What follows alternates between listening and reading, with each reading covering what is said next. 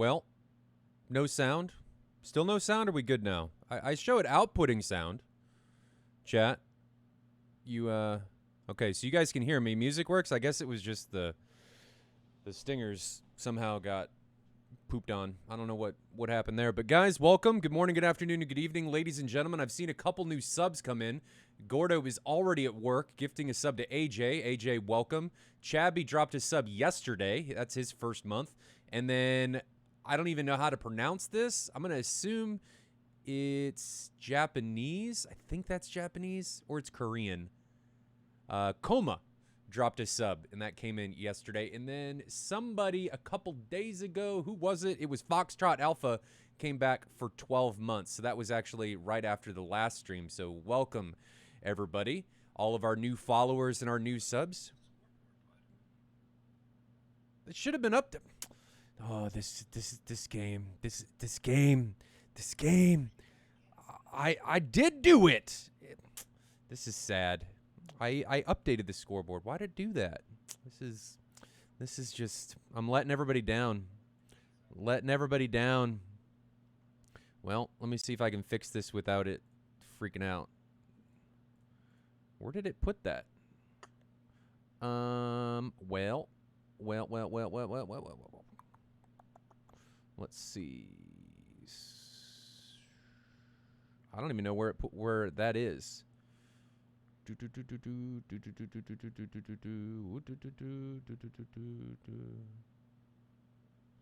I guess it's this.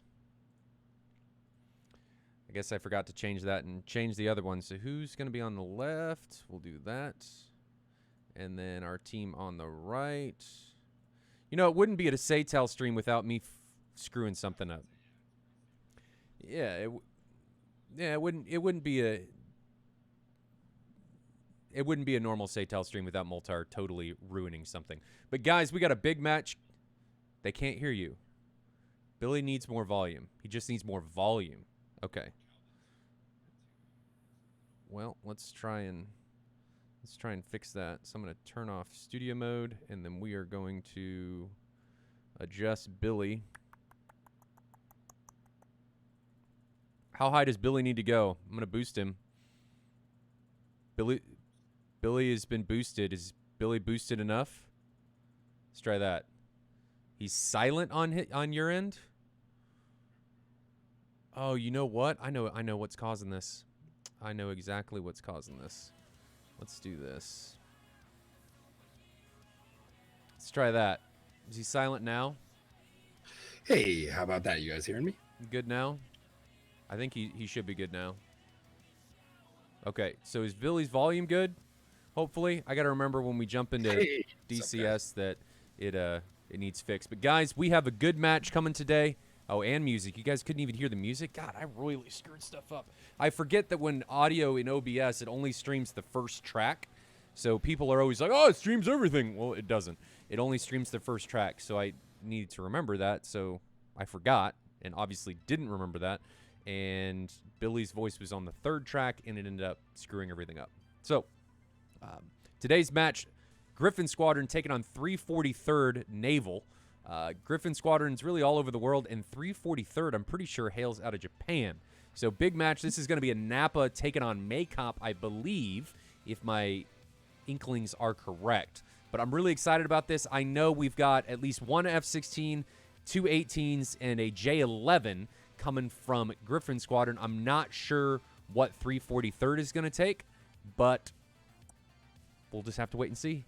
Enjoy the Supercut. We'll be back into the sim when you guys join us. So 2 minutes, and DCS 343rd taking on Gryphon Squadron will be kicking off.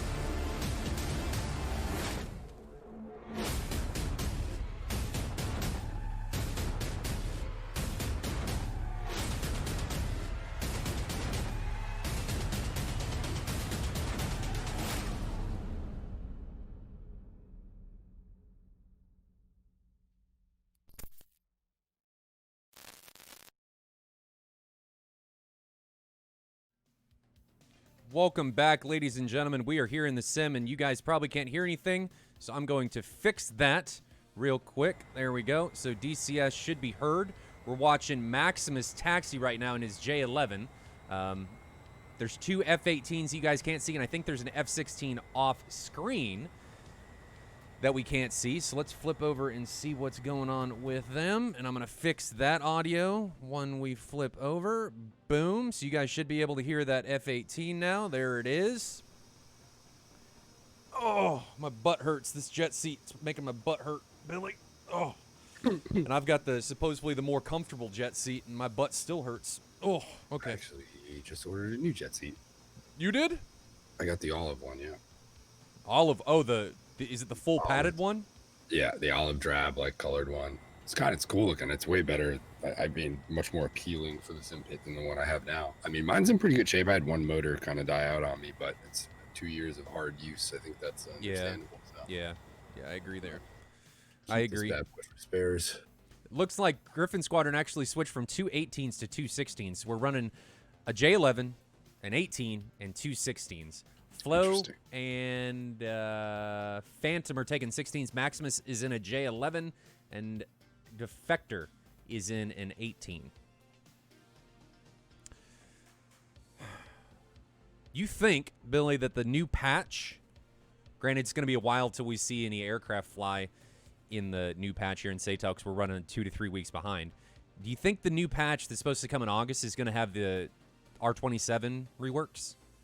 I don't know. They said the AIM-54 stuff. I think Bullet came in last stream and said that the AIM-54 stuff would be in there. So I don't know. I don't know where that slots on the priority list. I mean, do we know for sure that the 120s are done? Like what we have right now is the final form of the 120. I thought there's reworks, at least in the last Hornet update, that they're still working on this guidance for that as well. So clearly a lot of missile stuff going on. I don't know whether that means that the Russian side of things is getting a touch up too. I would assume, but I haven't seen anything that tells me that unless maybe I don't know. In all honesty, I'm not entirely sure if they're done with the 120. I mean, do you think there's a lot with I mean, they see the usage on these different modules, I would assume, through their dashboard stats and all that stuff. Do you think there's a motivation right now to update that side of things with how many people are probably A, buying those, and B, flying those modules? You would think so. I think a big drive that we've seen that maybe we've talked about a little bit in chat, a big drive for them right now is jamming and ECM. Right. So we actually recently had to ban ECM in SATAL or jamming completely because it seems like it's a work in progress, but it's doing some weird things with missiles. So ECM right now is banned in SATAL. So I would assume, seeing that there was a change done, that they are making great strides in ECM, which will be awesome, a big part of the sim. It's going to completely change the dynamic in which DCS combat, at least air-to-air, is flown, and really defending air-to-ground or ground-to-air, threats. It's going to change that as well. So I think that's a big thing, and I think 120s is Task Force Trident pointed out. The 120s and all the missiles are a constant work in progress. Yep.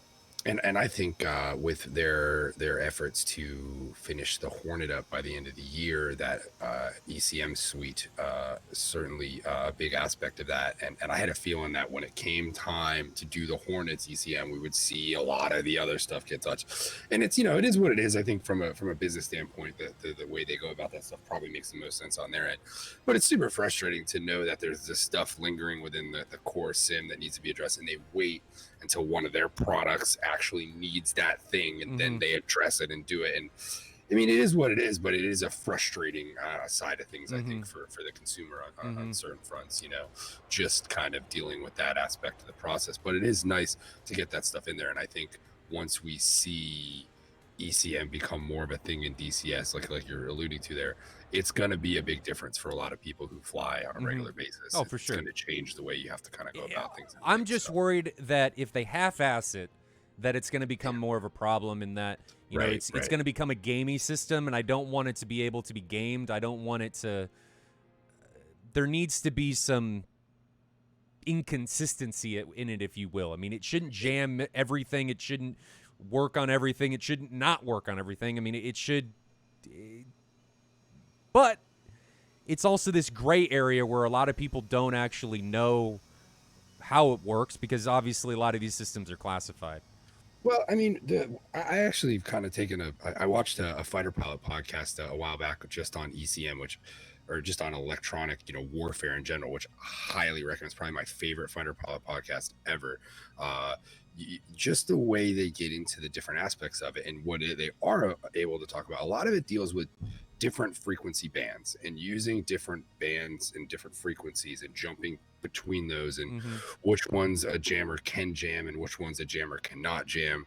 The operators of the equipment knowing, okay, well, I'm up against this equipment that can jam on these frequencies, so now I need to switch to these. So it's a lot of jumping around between frequencies, at least in certain aspects of it. That is absolutely not the whole thing, but just a fraction of it at the end of the day. But it does deal a lot with different wavelengths and frequencies, and just trying to confuse one and switch to another and that type of stuff. Yeah, it's just one of those things that if you get it right, it's going to be awesome. But if they get it wrong, it's going to be awful. Yeah, so agreed. And I think it's going to be on them to at least put out a decent explanation to us of how they're doing it, which I feel like they're terrible at explaining. They are getting better on this. They are getting better at that, but there's too much where they try to keep, we're supposed to be beta testers, yet we know so little about what we're actually testing to provide accurate feedback on that stuff. I think it would help us as beta testers if they did provide more on the sim technical side of exactly what's going on. And I know there's quite a bit of a language barrier there, so that may not be as easy for them as it would be for some other companies to provide that information. But I think for us as testers, the more we know about what's going on in the secret sauce there, I think the better off we are. Yeah. ED, though, to their credit, they have made massive strides, and they are doing much better. I mean, when I first joined the sim, it was communication was parabad. So, ED, if you're listening, you're doing a great job. Keep up moving in the right direction. These latest patches have been awesome. Yeah. Oh, man. I've loved it. I've loved it. That was February to May. I love it. But anyway, I was going to say something, and then I forgot. I don't remember what I was going to say. Was it related to these guys taxiing out in the airframes? I don't think so. Did we figure out what the other team is flying? Yeah, we haven't looked at it yet, but we can look at we can look at that right now. So let me flip over and we'll go look at what they are flying, and they are departing out of Maycop, like we said earlier. And let's have a look-see. Let me see.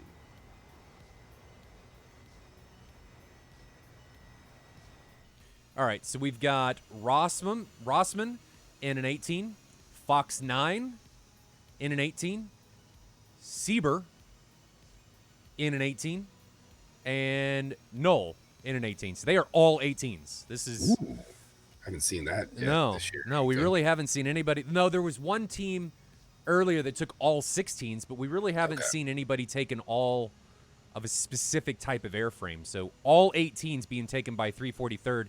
And I think they're taking lots of gas. I'm seeing 6 actives and 2 9s.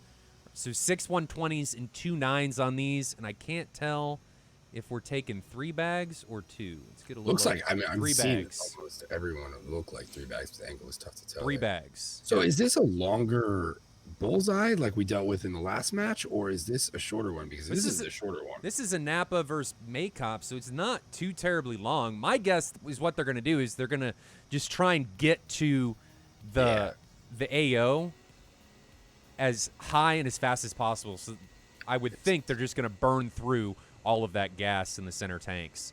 At least that would be my assumption. Man, I'm putting that targeting pod on the center liner. Is that are they allowed to use that targeting pod in the air-to-air mode? Yeah. I mean, I'm slapping that targeting pod on the center pylon and using those extra too. I mean, for a SATAL to be able to get that extra bit of information on the fly there, and then not have to take up a usable pylon closer to the jet like the bottom ones. I think that's a strong load out there. 2 bags, a targeting pod, and 6 AMRAMs with the 2 9Ms, right? Yeah. For sure. Yeah. I'm really just looking forward to, we talked about briefly the ECM. I'm really looking forward to ECM when that that becomes a thing and taking the ECM pod. It's a pod, right? On the 18 and the...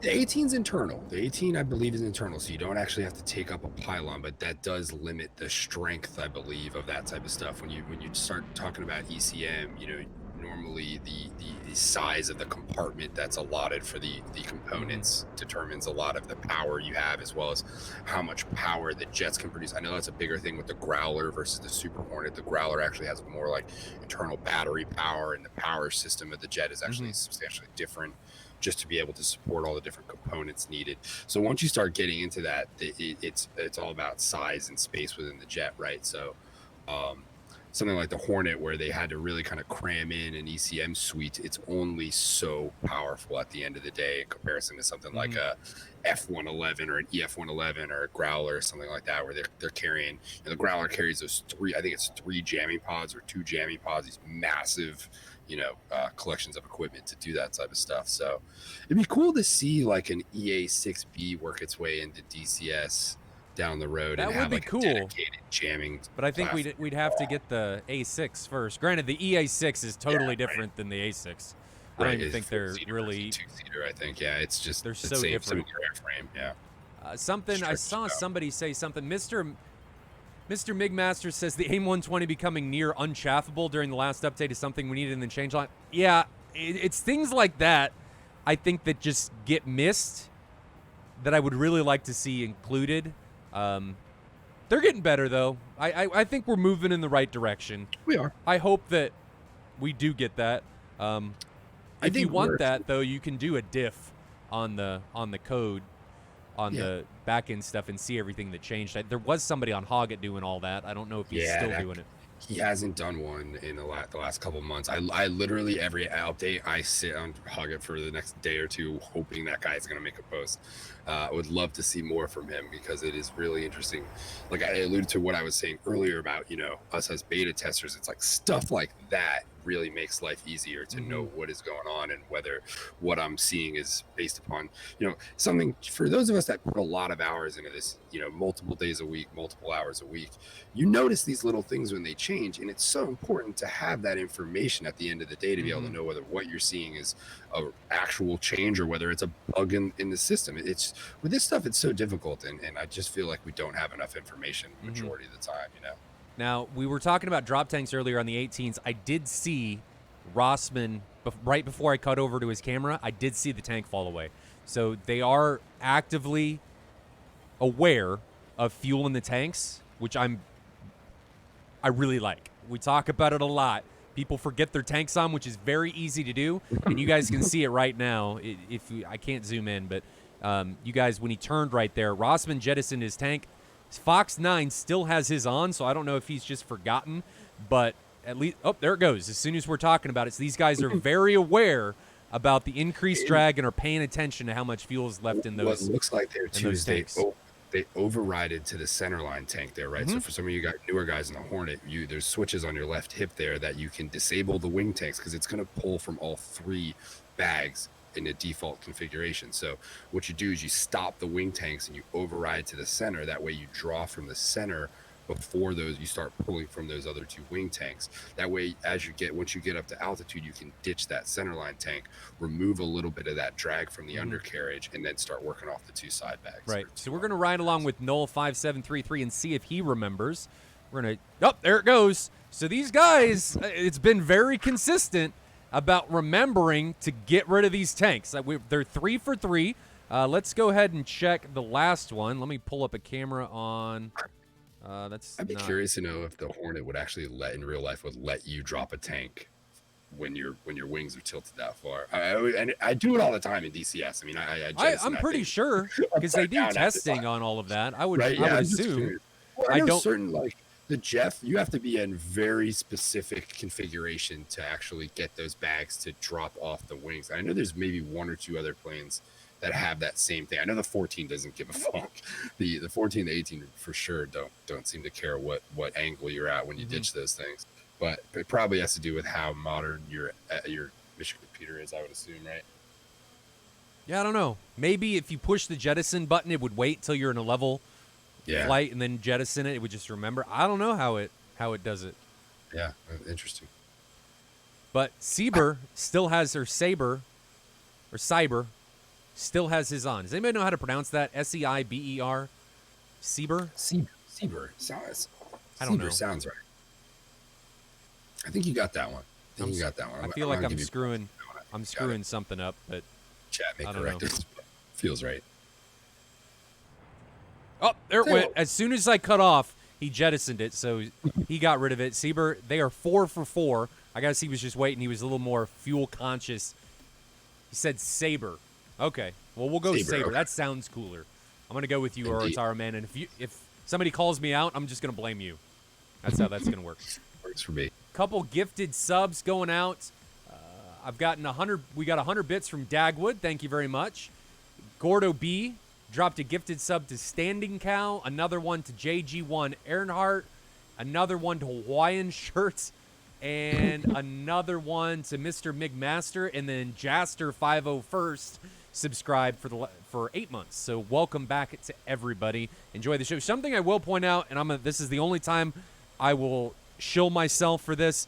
Twitch just announced that for your first sub, if you haven't subbed to the channel, for your first sub, it is 20% off. So just be aware that that's going on. That's nice. I think there are some missiles in the air that we have missed. So I'm going to drop the webcams, and there are some missiles that we missed. It looks like Rossman and Phantom exchanged 120s. Yeah, all smart decisions here. These guys knew that there was probably some shots coming. Everybody looked like they got turned around well ahead of the time they needed to. So everything's getting out on here for the most part. Snoopy asks if in real life they ever drop fuel tanks like bombs. Don't think so. And I've never heard of one hitting a person, but there were a lot of drop tanks dropped in Vietnam. So maybe? Yeah. I mean, I know I like to say Fox 4 a lot, but I don't think that qualifies as a weapons use there. I know I've seen in DCS people fly in form, and I saw a clip at one point, somebody getting annihilated with one on the aerobatic server, but I don't know. That was a while ago. I don't know if that still causes, like if I'm right over top of you and I drop my drop tank, does it actually have an effect on the plane below me? I'm not sure. I know at one point it did, and whether it still does or not is another thing. Yeah, I'm not sure. I don't know why ED would change that, but that's a good question. That's interesting. 120 being launched from Saber in on Defector. Defector responds with a 120 of his own. These are long launches. They're not as long as we've seen in the past. They're more respectable, but they're still 25 miles. And how high are they? I mean, they're okay. I mean, 25,000 feet. Defector's 25,000. They're okay launches, but if we look at these missiles, I mean, 1,200 knots already, and it's only halfway to the target, and Defector is cranking. Now the missile's not supported, so that missile's going to be donezo because it's well outside of Pitbull range. That missile is dead. So they're defending early, but why waste a missile there? You've only got 6 actives. You've only got 6 120s, so I don't know. Just hold on to them. Let somebody get in too deep and then turn around and defend. You can wait against those 120Bs until, what, 7 miles? 6 miles to defend against it? Because it's not going to have the energy that a Phoenix will, or a Sea will, let alone a Phoenix by the time it gets to your target, to its intended target. Sometimes it feels like people approach it like it's almost like a gunfight, like you're putting out fire to keep someone's head down or something like that, and that's not, you don't necessarily have the ammo and to utilize at that rate, right? Well, you really have to try to make every single one of those missiles count. You want, I mean, what would you say the percentage of the PK percentage, minimum PK percentage you would have for a shot in SATAL?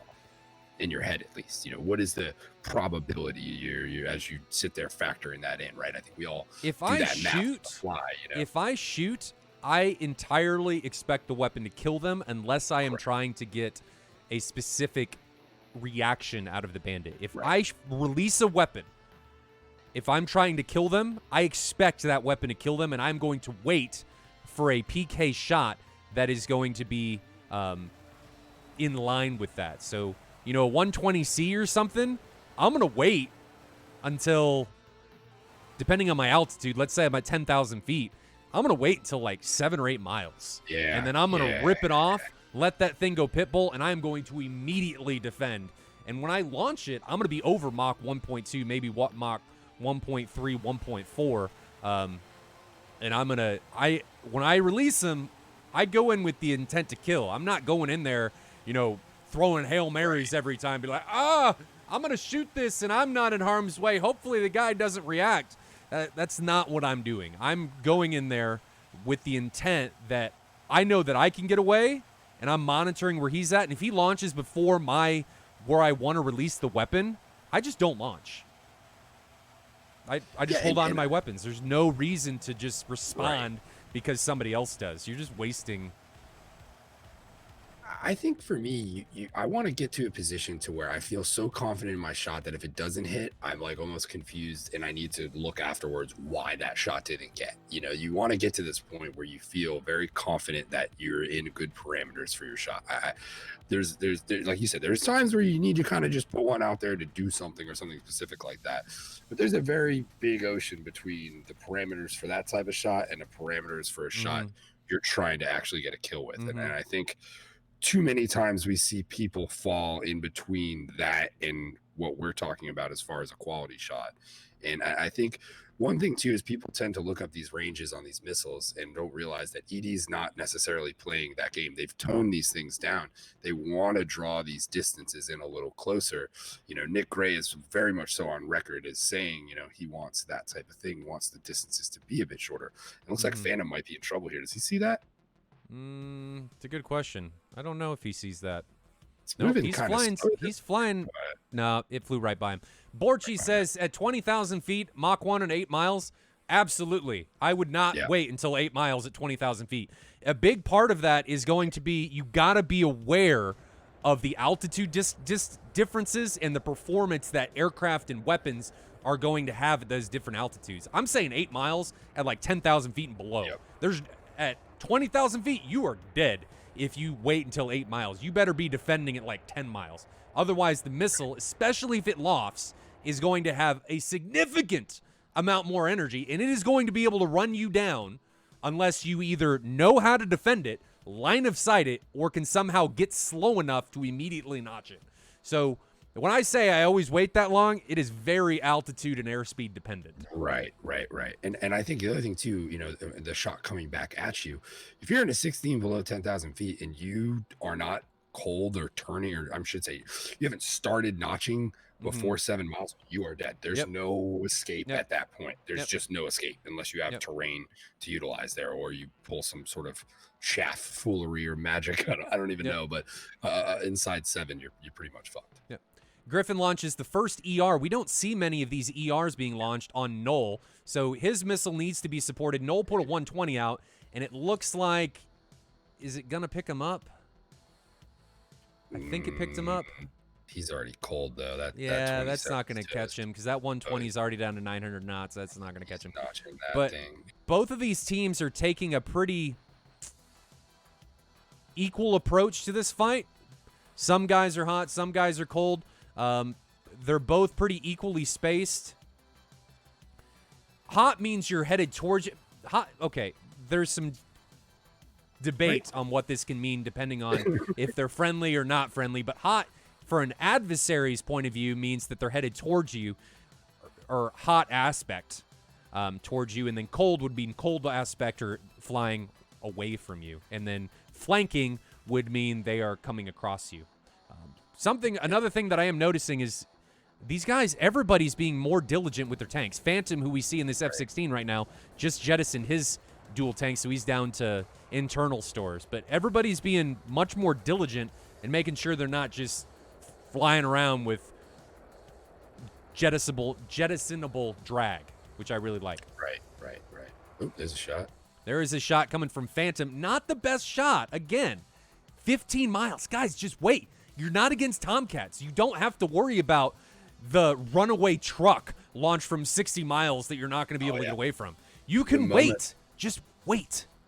The moment I realize there's no Tomcats in the match is the moment the strategy changes up completely now. Now it's a whole different ball game when you're talking about these airframes versus these airframes and how you kind of approach it, right? Like it really does allow for a bigger shift in tactics than when those 14s are in the mix, you have to respect the distances there and play that outside edge game until you've worn those guys down. I really think that's important.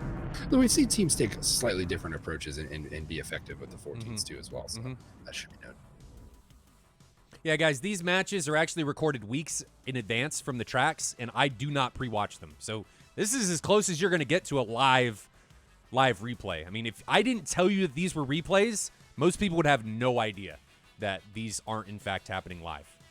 I don't pre-watch them. The only thing that I fast forward through in the tac views is to see when they're taking off, so we don't sit there for 30 minutes like we've had to in the past and just waste a ton of time. I try and fast forward a little bit, but that's when I shut the tac view down and we go from there. So I just see when they're taking off. That's all I look at. I think that's probably one of my favorite aspects of the new format is we're it is not nice. waiting around for it is really nice. And you know, as someone who's been on the other side of it, you know, this takes time. There's things you're getting all your stuff together and all that. And I think it allows for us to not have to kind of sit through that process and stick more with the action, which I think everybody out there wants at the end of the day. Look at this formation, Phantom and Flower really coming around now. That was almost a choreograph there, at least on the tac view. They're coming around in a decent pincer on Rossman here. Who is that behind him? Null really needs to get around and kind of come in to help him because it looks like Fox 9 is checked by Defector over there to the south. Yeah, to the south or east. Sorry, guys. You guys aren't going to miss anything, but one of the scenes is screwed up, and I can't switch to split screen, which is what I'm fixing now. So we should have split screen now. You're not missing anything. None of these missiles are going to impact anybody, so we're okay. But I was going to try and go to split screen there and watch the ingress so you guys could see the map at the same time, but the button didn't work, so I had to fix it. And I'm curious why Phantom didn't shoot there. They had that pincer all set up, and then they allowed Rossman to I think he was too far away. Might have been the case. We got grinders set up on both sides now. These guys really doing the formation stuff and the choreography really well here. It's patience. I mean, if you don't think again that you can get a kill with that shot, just don't shoot. And maybe the guy will overcommit, and hopefully one of your wingmen will be able to get a better shot. Gryphon's Maximus puts an ER onto Null, and Null immediately defends, so he's going to be okay. He goes into a straight down vertical notch. That missile, there's no way that thing's gonna be able to do anything against him. Yeah, I think it's important to know with these grinders is, you know. He flew into the ground. Ooh. Oh no. He was really fast in that vertical maneuver. The missile wasn't going to catch him, but ground wins every time. Undefeated, undisputed champion of the world. Guys, F's in chat. He is dead. Man. I mean, talk about recurring theme of this year. We've seen a lot of guys pull that evasion and just slam themselves into the ground there. Yeah. And that's a challenging thing at the end of the day. Sometimes that thing catches you off guard and you're just trying to do what you can to get out of the way of it. Well, I think you panic. Yeah. These guys people have a tendency to panic. Not these guys, but just in a competitive environment, you have a tendency to panic. You pull into a vertical split S. You don't realize how high you are. You don't realize how fast you are. And you're about halfway through the maneuver, and you're like, shit, I got way too much energy, and I'm pulling full, and then you black out and then slam into the ground. Yep. Trees start getting big real quick. Things are starting to get a bit closer. Rossman is within 10 miles. This is when the shots are going to start getting better. So Rossman is within 10 miles. He himself is now defending aggressively, and he's going pretty fast, 650 knots. Ooh.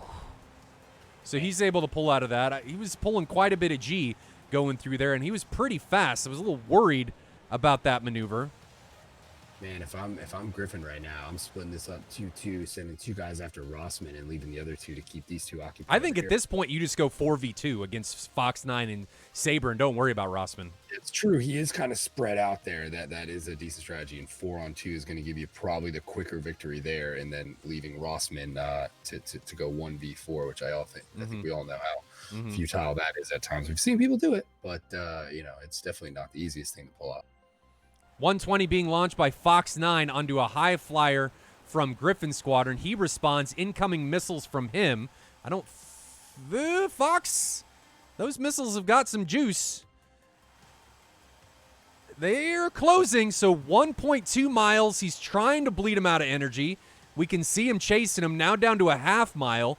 And instead of these barrel rolls, I would have liked to see him just take some bigger turns, some serpentine maneuvers.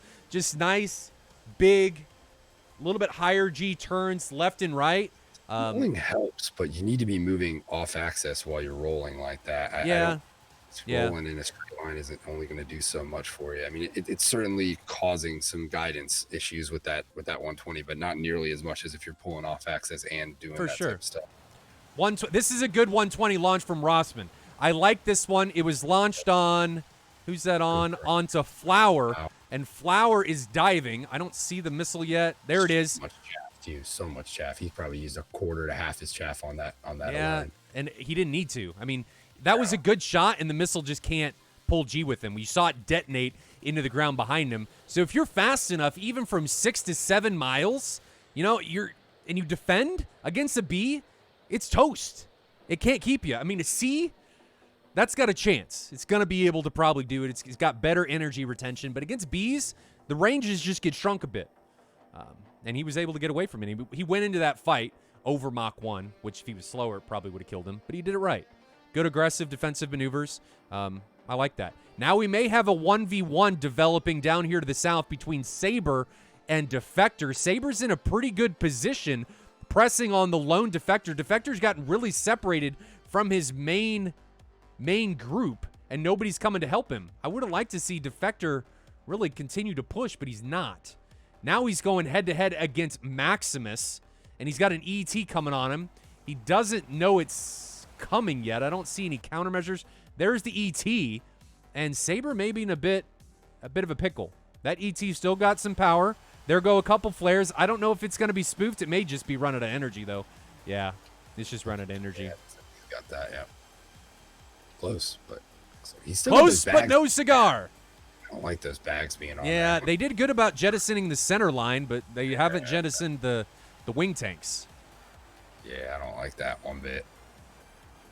I mean, Starry Fox 9 is now pressing against a two-ship of Flower and Maximus, and he may be getting dragged into Phantom. Starry Fox 9 is now turned into Phantom. 120 coming from him. I haven't seen a response. There is a response coming from Phantom. That was from 4 miles.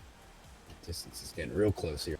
And Phantom, I think, is in a world of trouble. Phantom isn't defending. Don't see the missile yet. There's the missile. So great shot coming from Fox 9. He waited to get in close, and he was able to take down Phantom.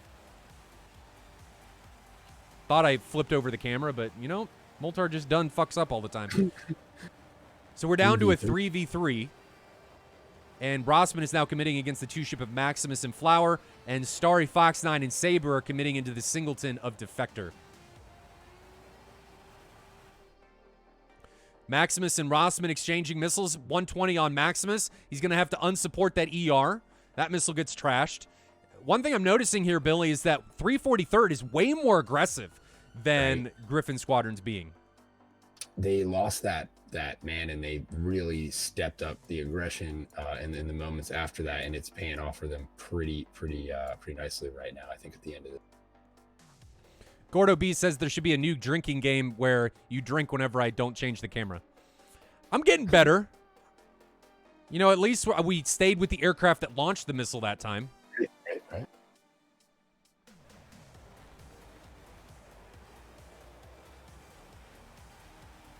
I thought Fox 9 was going to launch, but he ends up breaking away.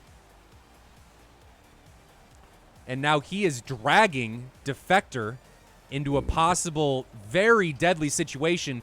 Does Rossman come in on him? And now Flower's getting into the action. The distances are greatly compacting now. I don't know if we're going to be able to see everything as it goes down. Maximus is head-to-head with Saber. Flower is head-to-head with Rossman. Out here. Oh, man, Rossman could have...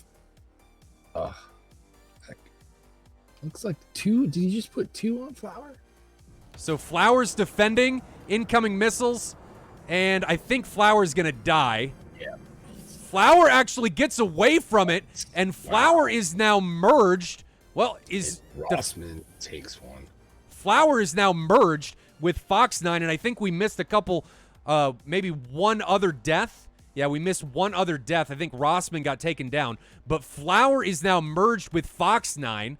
There goes an aim 9 from Flower, or from Fox 9, excuse me, coming in onto Flower, and Flower gets taken down. Now we're down to a 2v1, so 343rd was in a really bad position against Gryphon Squadron, but now they're coming out on top. Defector's able to take down Fox 9, and I think it's a 1v1 now, Billy.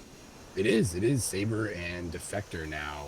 And what do we have for missiles on both of these guys?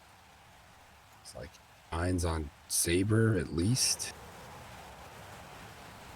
They still got those bags on, man. Killing me. We've got Saber on the right and Defector on the left. He's able to notch that 120. Really well done. But Saber is in a much better position coming in against Defector. He's got a couple aim 9s. There goes an aim 9 right as soon as Defector recommits, and he's going to eat this in the face. There it is. But he gets a missile off. Doesn't do anything. No. And Saber puts another aim 9 into him for good measure. Takes off his other wing, and that is going to be it. There we go. Guys, I redeemed myself. You guys got the F5 views from both people's perspectives. Hopefully that was enough. Right. I think just note he's got both those bags on there. He's probably got enough gas to make it home at this point, right? I don't know. I mean, he's still got the bags. I just don't think they haven't run through. I mean, they don't have fuel in them. No, there's no way those no bags have fuel in them, but he's based upon the fact that he ran through all that fuel. My guess is he's probably got 4,000 to 6,000 left in the bag after all the pushing he did there. He's probably got 4,000 pounds internal. The bags are empty, but they're just hurting his fuel economy. They're doing nothing but hurting him at this point, and probably halfway through that engagement. Agreed.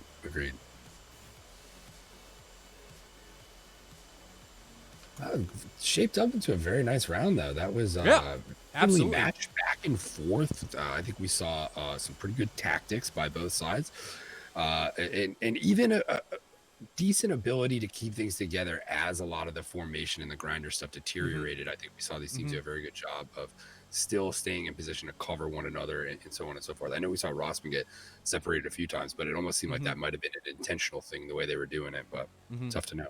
Now, I will say that we've got more time to stream today, Billy. We got a... Oh, we're not having RTB. So I say that thinking that we're going to have to RTB, and they actually cut that down. Gryphon Squadron did not make them RTB, so that is part of the rules. If the other team deems that you don't have to go back to base, well, you're allowed to exit, and they can move on to the next round, because some people just don't want to take the time to force the other team to return to base, and maybe they said, hey, we got a ton of fuel, and I think you can expect that most people competing in SATAL know how to land. Yeah, right. Well, let's hope. If you've made it this far, you figured that part out, right? You can hope. At least I hope. At least I hope. Okay, so we're going to jump into the TAC view and do a bit of a TAC view debrief. Here we go. Oh. Okay, there we go. So we're in TAC view. We're going to just fast forward when stuff really hit the fan here.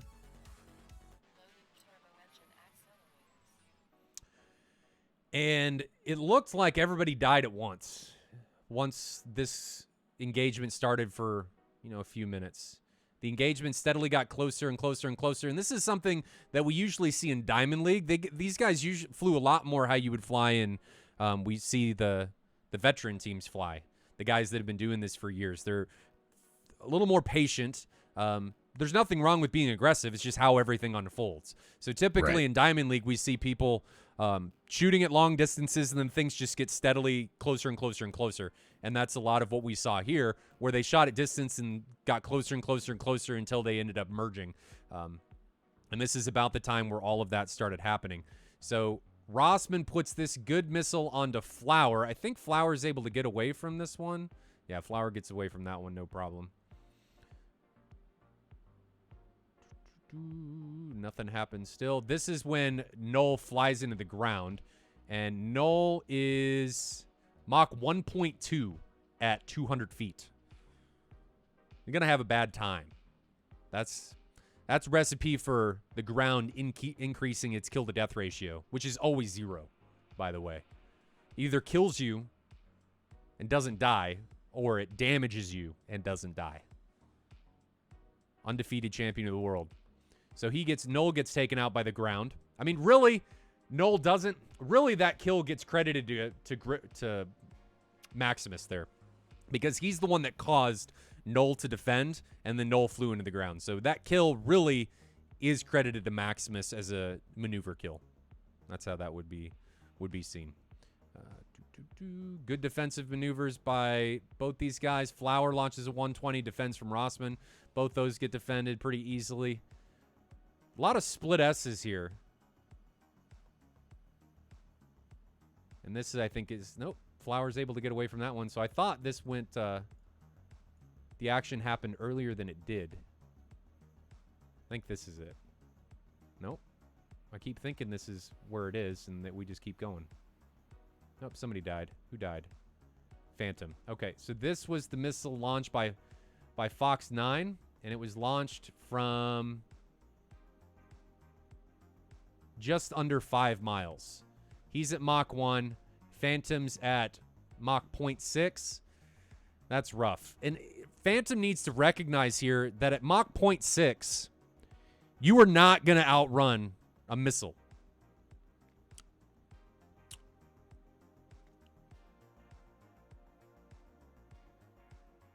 It's not going to happen. Not happening. No, absolutely not. So he's in a really good position here to be able to go directly into a notch. He's already low. He's already decently slow. If he were to pop his air brake, hell, even drop his gear, crank that turn into a notch, he'd be probably 0.4, 0.3 Mach. Perfect notch parameter. 120B is not too difficult to notch, and defeats that missile. But instead, he's like, man, F-18, boss at accelerating. And he tries to outrun it, and it's just not going to happen. Not going to happen. Not with those parameters. No, and he ends up getting taken up the pooper. So he's the first casualty for Gryphon Squadron, and this is when I start to think that 343's got the advantage coming into this. I feel like they've got the advantage going. They're in a much better position. This is a really good bag and drag scenario. Actually,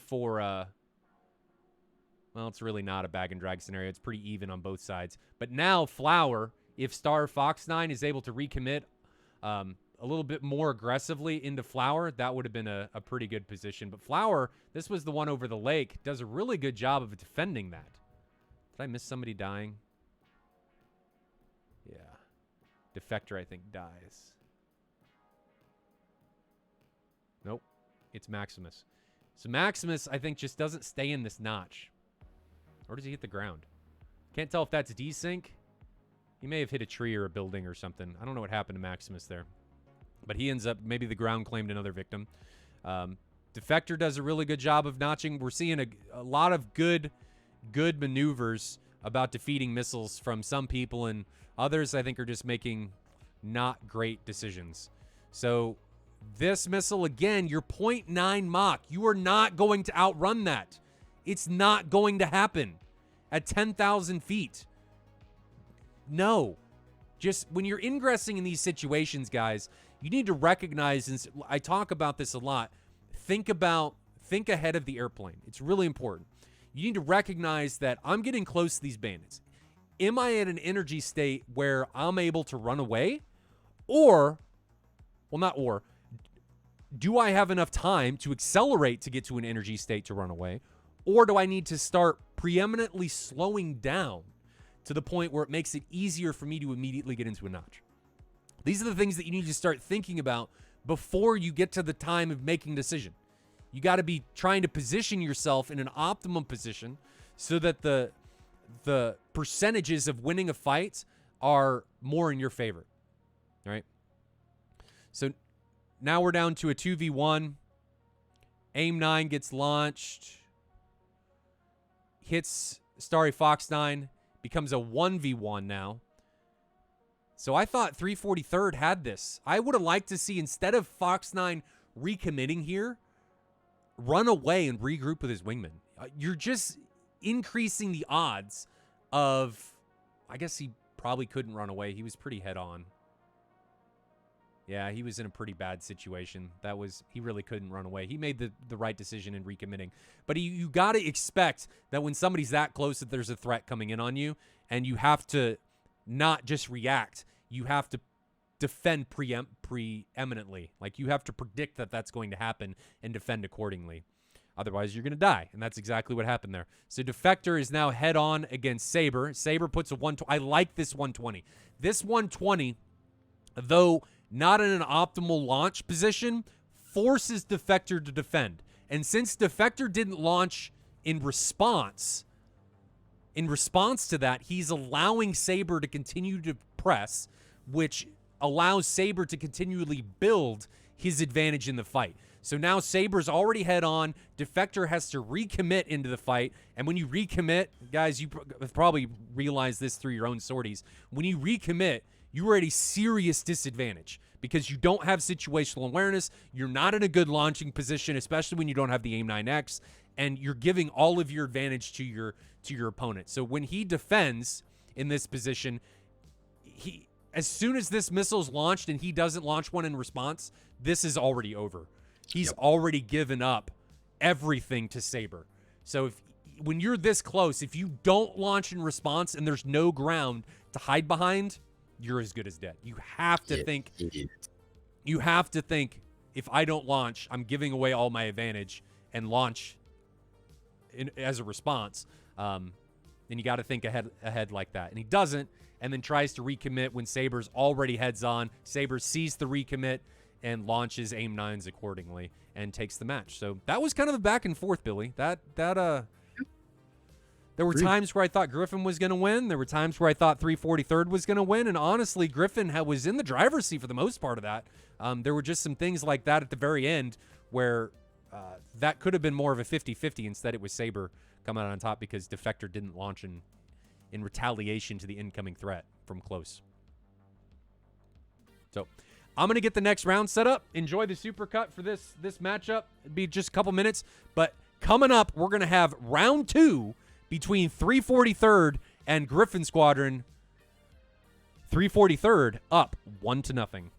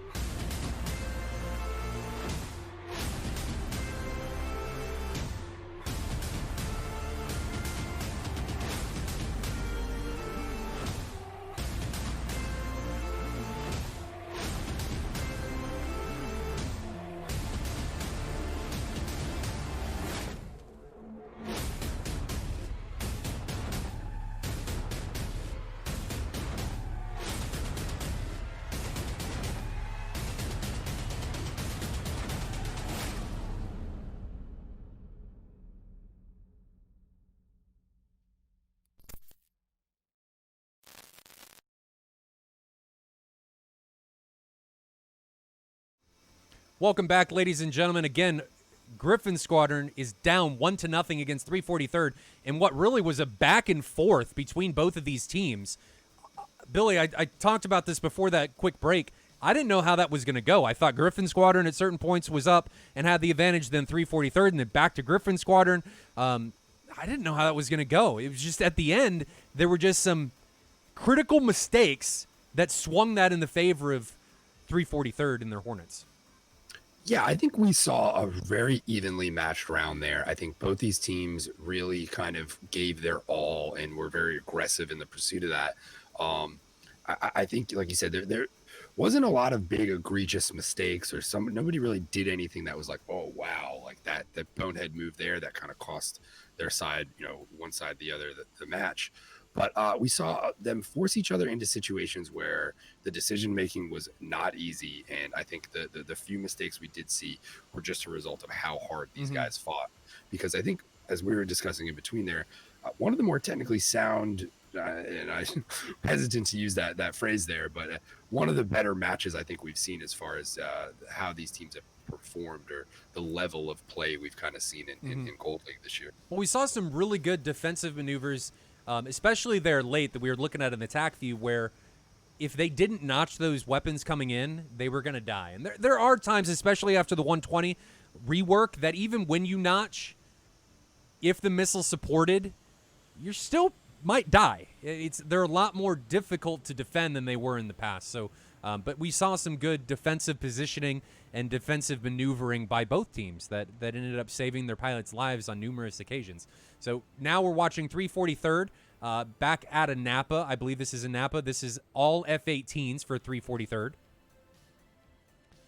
Billy, what do you think Gryphon Squadron needs to do in order to get him Brown back? I mean, they were really, really close for a big part of that match. It just seemed to crumble there at the end. Sorry, I had to respond to something there.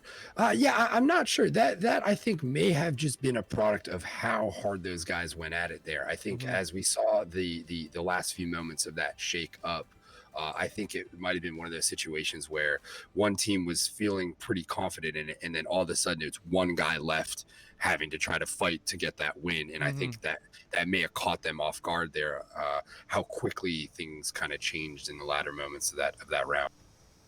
Yeah, if you guys aren't, I assume the Wheels just said the live TACView thing is sick. If you guys have live, or if you guys have TACView Advanced, it is well worth it to do what Nightbot says and connect to that IP and that connection port, because you're going to have a live camera that you can drive around in TACView and view everything while this is going on. You're going to see the exact same timestamps that I'm looking at.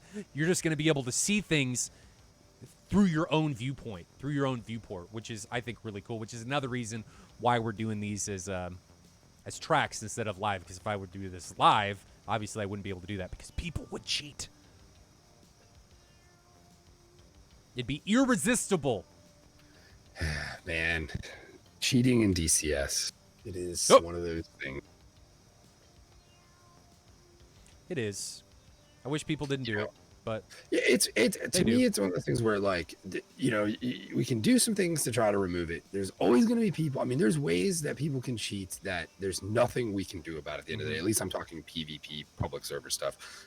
Competition's a little different. But even that, there's ways that people can cheat. And I think at the end of the day, you have to kind of be content with the fact that not everyone out there is going to do this the right way. Some people want to just go get the kills to make themselves feel great at the end of the day, regardless of what they had to do to get from point A to point B. And there's nothing anyone is going to be able to do to change that. I think we see sometimes these server admins go a little crazy trying to prevent all that and make sure there's integrity. But I think at the end of the day, like, there's only so much of that you can provide, and people need to be kind of content with there's going to be people in there cheating, And I think for groups like ours that we're looking at the TAC view every time we fly. If you're cheating, if you're doing something out of the norm, it's going to be kind of obvious in those TAC views. And I think at the end of the day, that's where you kind of find that stuff, Yeah. Some cheating is a little bit more difficult, like dots and stuff, especially when you have data link. It's a little bit harder to find it, but it is what it is. You just got to make do with what you got. I just don't worry about it and kill everybody. That's my thing. I'm just going to kill everybody. I'm going to kill you regardless if you're tweeting. If you're cheating or not. That's what I try and do. Right. And I'm still going to be mad at myself even if I die. Yeah, Man, I exactly. rage quit when I die. I get mad. You know, I tried to get better about it. I always refer to the guys in our group that we fly with like it's that quarterback mentality where you just threw an interception and you just got to get right back up, get behind center, take the ball, and go again. It's just you got to shake that shit off. At least for me, because I've known in myself when that stuff spills over into the next flight, and then so on and so forth. And Well, that's why I rage you know, quit, because when I rage quit, there is no next flight, so I don't have to worry about it. Exactly, you're done. You're done. Yeah. At least for me, it's like I want the session to be overall good. So it's like I try to do my best to shake that shit off because it can stick in your head. Your next flight out, the way out, you're just going into your head like, well, how did I fuck that up? You know, what did I do wrong there? Which is good. You should be asking yourself those questions. You should, every time you die at the end of the day, you know, you should be trying to analyze why you died and what happened there. And that's the beauty of TAC view, as I think we talk about all the time here, is, you know, especially those times where I'm like, I don't know what I did wrong there. It's like sometimes I get so antsy. I just want to go into the TAC view and see what just happened. What did I do wrong? What can I do next time to prevent that? Usually when I die, I don't even need the TAC view. I know why I died, and that's why I rage quit. But change the topic. Thank you again to Gordo B. Gordo, I'm serious, man. You're going to get your own emote. It's going to happen. If Twitch gives us partner, which I haven't heard back from them, I don't know why we wouldn't. If they give us partnership, you're gonna get at least one emote. It's gonna happen. So he's gifted, I think he's up to like 190 subs or something like that. He's gifted. I don't even know. But he's gifted a couple more to Athena Mafia, another one to Flickshot. Thank you. And then I don't know if I called his one out for Tuhi. He gifted one to Tuhi. So thank you and welcome to all of those that got those subs. Much appreciated. And hopefully you're enjoying what is going down here. We're just sitting on the ramp, or not on the ramp, on the main runway here at Maycop watching 343rd depart. Saber and Starry are waiting a long time. A long time. Yeah, that is a little strange. I mean, their guys are already 10 miles away. I mean, I guess it's not too bad. That's not too bad. They're just trying to build separation without having to waste fuel and turn around and take off at the same time. So that makes sense. I mean, a 15-mile separation for two ships isn't awful. I'll give it that. That makes sense. I wonder with this flight setup how aggressive they're going to be, if we're going to see the same defensive stances that we have in previous rounds. You think we're going to see the same thing where the teams are very defensive at the start, and then it digresses or divulges into balls to the wall merge, defensive maneuvers to save your ass, so on and so forth? How do you think this is going to play out? Chat, what do you think? But Billy, how do you think this is going to go? I think we're going to see a similar match to that first one there, just based upon the tactics and the level of play we saw to both these teams. I think we're going to see a similar matchup. The speed at which things kind of shake up, I think might be a little quicker. I don't know. That could go either way, that we might see them be a little bit more standoffish the way that things kind of shook up towards the end there. I'm not quite sure whether we see these guys stand back a little bit or rush in at each other after that. My guess is we see well-defended early shots initially here, and then a little bit of posturing and trying to figure out that angle in. Chat, how has the stream been? Have we been good? Sound's been good? Are Billy and my voices pretty even? How is that all going down? I think I've redone everything. I actually solidified even more my overclock to make sure. I think that was part of my issue with OBS. So hopefully that fixed some stuff. I changed some buffers with the audio cables and some other things, so hopefully that's fixed. Does the stream look good? Does that fidelity look good? We're in 1080p for all of the cameras. Hopefully that looks good. I'd actually like to lower them even further so I can get more cameras. I like to run 4 at the same time. But with my monitor, I'm limited to 2. So maybe I need to get a bigger monitor, Billy. I need another monitor. I already have 8. A bigger? No. Well, yes, bigger, but I think you just add another one in. What are we up to? We're at 5 now? I'm at 8. 8. Yeah, so go. I mean, go for 10, dude. Pick up 2 more. I mean, round it out at least. Even numbers are better in those situations, I think, right? Even numbers are better. Yeah, Athena Mafia 49. That's too wide. I don't want to turn my head. Mafia's got in our group. He's one of the wide boy guys. We have that on his livery. We got the little wide boy monitor. We got a few guys that rock those ultra wide 50 inches, and the view you get from inside the cockpit is quite nice in there. Actually, I don't think the space I'm in would really allow for one that wide. I would need to make some adjustments. So right now, what I stream on with these cameras is a 38-inch ultra wide. I played on it. It was great. But then I went to a 65-inch 4K OLED. There's no going back. No, it's difficult to reduce monitor quality. It's like you just kind of keep going up there. I couldn't, like, I have a 32-inch Predator 4K that I run for my sim pit, and that is easily one of the nicest monitors I think I've used. Just the crispness of the display is. I have a 34-inch Dell curved I go over to on the other machine, and just the difference in those two monitors is pretty drastic, and they're both decent monitors at the end of the day. So me and Billy are a better insert size, more backroom area view, in my opinion. You mean we need to make ourselves smaller? I just size of us is good in comparison. We're not taking up too much of the screen. They can see a lot of the map. And well, stuff. That's good. First missiles are coming off of Rossman. He's the first shot. Coming on to, I'm going to assume that's onto Phantom or Flower. I don't know who that's on. Last season, Kruberex says, we used to blow your ears away. I'm happy to turn up the volumes. I just thought that it was better for people to have lower volumes. You know, when we get it, if that's what you guys want, if I hear a bunch of people saying when the merges and stuff start happening, I will gladly crank up the volumes. That is not a problem. I will gladly turn stuff up, but, you know, my hearing's already going. I don't want to ruin anybody else's. Mel raids with a party of 15. Welcome to all of you. If you guys are just joining us, this is Gryphon Squadron taking on 343rd, and it is 343rd up 1-0 here in round 2.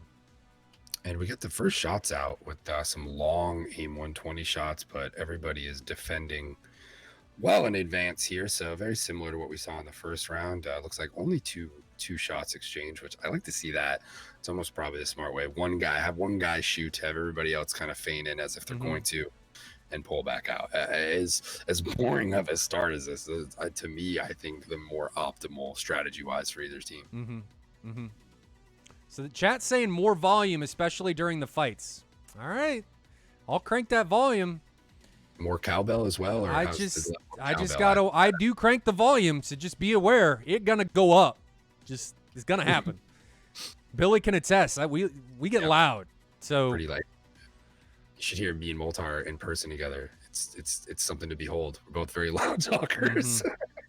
My wife's always like, shh, you're too loud. I'm like, sorry, this is my normal volume. I'm a big human being. I got big vocal cords. Exactly. I can't downplay my presence for you peasants. God. Deal with it. It's like I can't do that. Okay. So nothing's really going on right now. I mean, teams, again, as we predicted in the last one, Billy, are very defensive in the early parts of these matches. I'm not seeing as many missiles, though. It seems like the teams learned from round 1 that these 35-mile shots are not a good thing. Yeah, man, Bear Pig. I can't control the volume of my own voice. Can't do it. Right. I can. I just choose not to. It's more exciting if I don't. Frankly, more entertaining. I think so. Especially when I'm loud and you guys hear my voice crack. Gives you something to make fun of me. Starry, as soon as I say they're holding missiles, launches from like 25 miles. I mean, Dr. Disrespect's not on Twitch anymore. Who's going to get loud and scream at the camera? Somebody's got to fill that gap, and I think me and you are two perfectly qualified people for that. I need to get blown up. I need to get more sources with my camera zoomed in. I just haven't had time to do that. I'm running out of buttons on my button box on my XL. I got another one that I do for music, but my XL is running out of space. You need more hands, not button boxes. You need two extra arms. We need to get that surgically done. If there's a doctor out there that's willing to do this type of procedure, holler at us. We'll talk numbers. But I think we get Moltar 2 extra arms and maybe like the haircut like that guy from Mortal Kombat too. I think that could work out well for the stream. Who's the guy with 4 arms in Mortal Kombat? I don't remember his name, but he had that weird haircut with the bun and Yeah. the multiple arms, right? And I think there's even a version with 6 arms. I don't remember. I don't know. But, I got to walk around in a loincloth because he does. that needs to be my thing. Man, Bear, Pig, did I get my Black Hog yet? No. It made it off the boat. It is in the United States Postal Service's hands. I just don't know any more than that. That is definitely exciting. Maximus has got a 120 kind of close. I don't see it. Is that it? There it is. It's 1 mile behind him. That's pretty good, yeah. But he's able to get... Goro! Thank you. I haven't watched the new one, Mortal Kombat Annihilation. I haven't watched the new one. I actually remember reading a review that was like, it's surprisingly better than you would expect it to be. And I was like, I actually need to check that out then. Look, very spread out by Gryphon. We see 2 more condensed 2 pairs on the 343 side. I'm a little worried for Gryphon and how spread out they are. I mean, if one of these guys gets jumped, let's say Unam is able to put a 120 on Maximus and force him to defend while simultaneously pressing on Jerk, the distance makes it kind of difficult to provide mutual support. Flower and Jerk are almost 40 miles, or no, 30 miles apart. Exactly 30 miles apart. Yeah, I mean, that's not awful. I guess 10 miles, that's 15 miles. It's a little rough. But when you ingress like this, if these guys were to attack at the same time, it makes it a lot more difficult to defend. So it can be a pro and a con. We're just going to have to see how they're able to utilize their current positioning. Looks like everybody's focusing on the Unam and Saber 2 ship down to the south. But as they close, Maximus may get surrounded by the northern participants from 343rd. I'm wondering if Starry's going to be able to push Phantom off and then come in behind Maximus and encircle him. That's what I'd like to see. I'm curious. And are they using the mountains down there? No, they're not. There's not a lot of altitude there, but there is enough. There's some foothills. To trash a mountain or trash a missile or something like that. Yeah. I was curious. The angle I was looking at it was tough to tell how high they were, but yeah, they're doing a good job here. I think of trying to maneuver around. I think what it looked like Saber and Unam were doing was trying to maneuver around the flank there. And it does look like they've drawn them even more apart from the looks of things. Jerk now,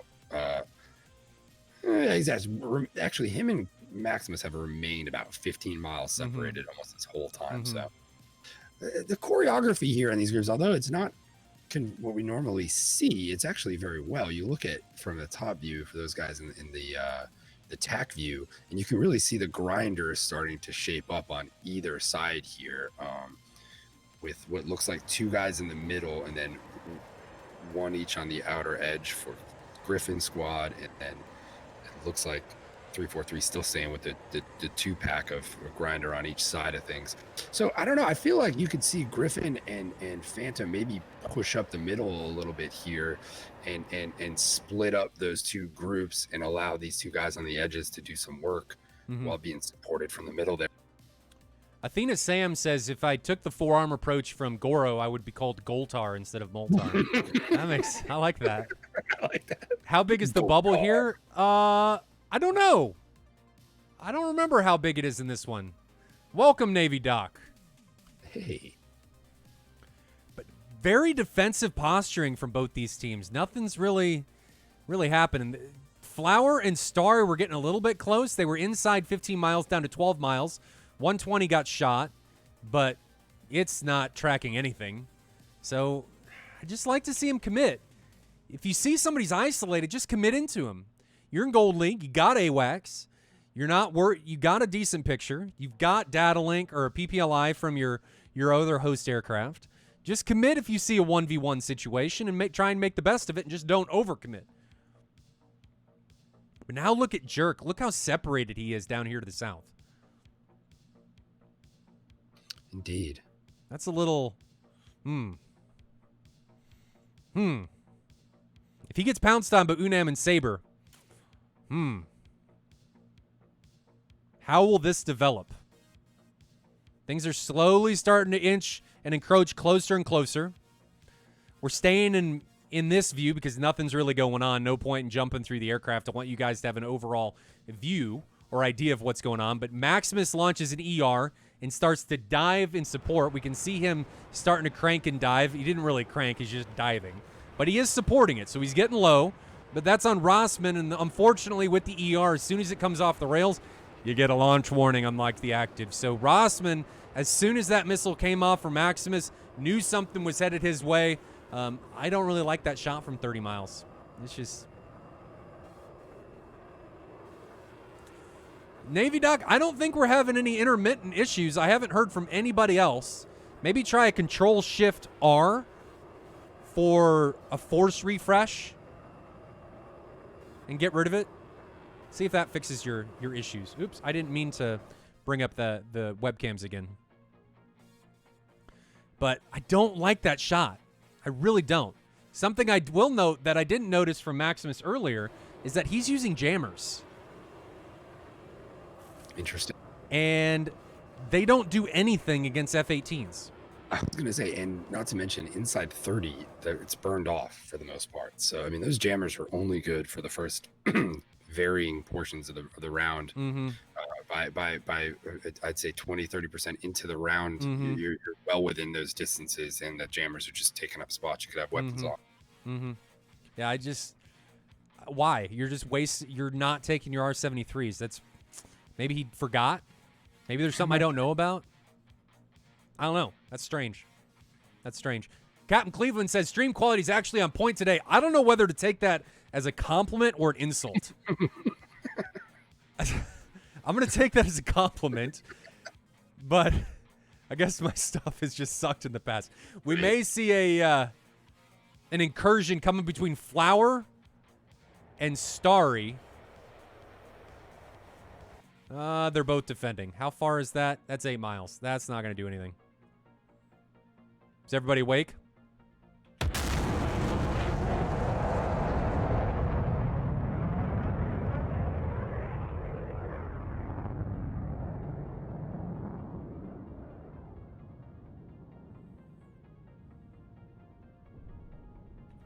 So he defends that just fine. I think I've got... Is that being monitored still? I got a double hit there.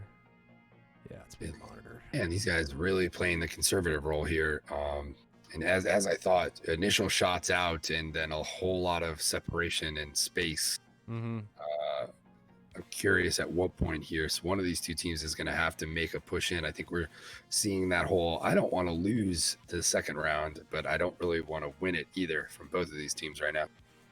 Well, they may just be waiting, right? If you're able to wait long enough and the other team starts to run out of fuel and weapons, you put yourself at a serious advantage. You do. So maybe that's what we're seeing. We're riding along now with Fox 9, ingressing against Phantom and Maximus. Maximus puts an ER out on somebody, but I think that's actually on Rossman. It's not tracking Fox 9. So Fox 9 continues to press against Maximus. This is, let's go to split view so you guys can see what's going on. So Fox 9 is who we're riding with. The map's on the left. The ER that was launched there is from Maximus. It's on Rossman. That's not going to do anything. It's out of energy. But Fox 9 is in a pretty good position against Maximus. Maximus is running the wrong way. He's not running towards his friendlies. He's running towards the enemy. And Fox 9 puts a 120 out from 5 miles. If Maximus is far enough away already, that's not going to be a problem. Now Fox 9 decides that he's going to break away. And that AIM 120, I think, is going to be out of energy, but before it reaches anything or anyone important, in this case Maximus. So I don't think that's going to be a problem. But let's flip over because I see that Phantom is now ingressing against Unam. No, it looks like Flower's going to get away. Although, yeah, no, that's they're clean, I think. And there goes a 120 from Unam onto Phantom. I don't foresee either of those connecting. Unam's defending, but Unam has nothing coming in on him, and Phantom's able to egress early enough that that missile's just going to get bled out of energy. So I was worried there for for Maximus there for a while. He was dragging towards his opposition. That was, I was a little worried there. Yeah. Fox 9's now pressing against Phantom, and Maximus, this may be a bag and drag scenario if Fox 9 doesn't see Maximus, but it looks like he does. So let's see what Maximus is going to do against Fox 9. They're inside 10 miles. Maximus, I like this. He decides not to shoot and is maybe trying to create a kill situation with Phantom, but Fox 9 decides that he's going to break away. So very patient. They're getting closer, but we're not seeing as soon as the floodgates open, everybody's just going headlong into the fray like we did in round 1. People are getting closer, but then they're breaking away. So Saber was getting closer against Jerk, but decides not to respond in retaliation against the incoming threat on him. So I like that. I like that we're seeing that change. I like that these guys are getting launched on, but instead of responding with a missile of their own, they're deciding this isn't going to hit him. I'm outside my optimum parameter, and I'm just going to save my weapon. I like that.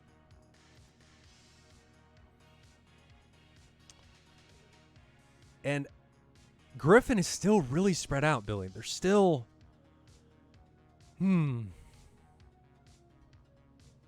Yeah, very much so. It hasn't bit them yet. However, I think it just would require 343 to actually push in and be aggressive here, and I think we'd see that become a detriment to them. However, either team at this point, I think, needs to show a little aggression here. They've sniffed each other's butts for quite some time without really pushing in and taking any risks or taking any chances here. Although it looks like Flower might be in trouble here as he was trying to chase Rossman. Did he bite off a little bit too much? Although it looks like he might get away from it. We're going to flip to Flower here and see if he's going to be able to get away. He's defending low. He's got a 120 coming in on him. I think he's going to be able to get away from that. If we jump to his view and look behind him, yeah, he's okay. That missile's still a mile behind him. He's not going to have a problem there. On Rossman, though. He might be done. It's going to be close. Oh, just passes him. Just gets by him, but at the same time now, Maximus is defending hard, and he's got a 120 bearing down on him from inside 1 mile, but I think he's fast enough. He's over 600 knots. 0.3 miles, 0.2 miles, I can see it. 0.1 miles, it gonna catch him. Is it? It's right there. Oh, my God. Oh, man. It's right there. And it just runs out of it. Juice. Right when it sniffs the exhaust fumes, just runs out and isn't able to close it down right there at the very end. Man, he got lucky. He got so lucky. And if he was even just a little bit higher, that missile would have hit him. Flower, he might be in trouble. He's about to get sectioned off by Starry. I think Maximus is actually the guy that's in a more dire position. So if we flip to his position, the ET comes off. Maximus is actually in a really good position. Gets the ET. I don't think this guy sees it, and he takes down Unam, puts an ER on him just for good measure. But 120B got off the rail at the end there, and Maximus is toast. Oh my God! Wow, how did that happen? Fox 9 gets taken down. There's stuff happening all over the place, and now we've got missile coming against Jerk, but it was an AIM-9, and he's able to just get away from it. And I missed that stuff too. There was just stuff happening. As soon as it started happening, it just started happening. Yep, Phantom's still flying for him with that 120. He had one made that full turn with him next to his plane. Now you guys just saw the E3 for a second. I tried to get everything, but it happened. Everything happened at once, and I couldn't flip back and forth to everything at the same time. Saber really having to work to get away from that, but he puts out a 120 of his own on Jerk, and now we see Phantom and Flower really chasing Rossman. It's a 3v2 now, and these two, Rossman and Saber, rather split up, but it looks like they're trying to get back together. But he is certainly dragging in Phantom and Flower that way. This is going to get interesting here, folks. I like that Rossman, though, was coming back to his wingman of Saber and not just trying to do it on its own. I really like that. Nelson, I appreciate that for the feedback. And guys, don't worry about, being negative or positive or whatever. I just trying to make the stream better. Flower is now the man in trouble. He's getting caught high. Is he going to be able to vertically notch that 120 as it comes in? Let's go to split view and see. So the 120's coming in. It's really close. It's right behind him. And he's able to out-energy it as we see it go right below him. But did he black out? No. He's able to get away from that. That was a good shot. Ton of chaff came out on that one. It looked like he hit it probably 2 to 3 times on that program. Well, I don't use programs. I just fly them, do them all manual. Maybe you had a manual. Script, right? I have macros where I can, and I have a script that it goes in and does it for me. I use the one with the 2, where the panic dispense, where it just does 1 chaff, 1 flare, or 2 chaff, 2 flare, or something like that. That one seems to work best without bleeding it. And then I have this switches bound, so I'll just turn off flare or turn off chaff, depending on what I want. Saber may be in a pretty good position as he ingresses against Flower. Is Flower just looking over top of him? 120 comes off from Saber, 120 from Flower. I think Flower might be in trouble here. Flower's able to get away from it. Saber's able to get away from it. And now we need to see if we can get in here to this 5 view. I'm trying to keep track of as much stuff as I can here, guys. There's just tons of stuff going on. Flower needs to drag, and Gryphon needs to turn in on Saber right now. I don't know if Jerk sees Rossman, though. Yeah, Jerk shoots at Saber, but doesn't see Rossman. He's got 1 inbound from Rossman with a lot of energy. That's going to be close. It looks like he's able to get away from it. Oh, Jerk gets taken down. There was a little bit of desync there. So he actually gets taken down. So now we're down to a 2v1. Gryphon Squadron is down to 1 pilot in Phantom. So, Flower's not? I think we got Flower up. I'm seeing Flower still on the board. But Saber now in trouble from a close rear. So Saber gets taken down. Saw him get taken down from multiple angles. And now it's Rossman who's being chased by Flower. I'm showing Phantom. Yeah, well, Rossman chasing Phantom, Flower chasing Rossman. And I'm sorry, it was a 2v2. It was a 2v2, not a 1v2. So now it's Rossman who's the only one remaining for 343rd, and he's sandwiched between 2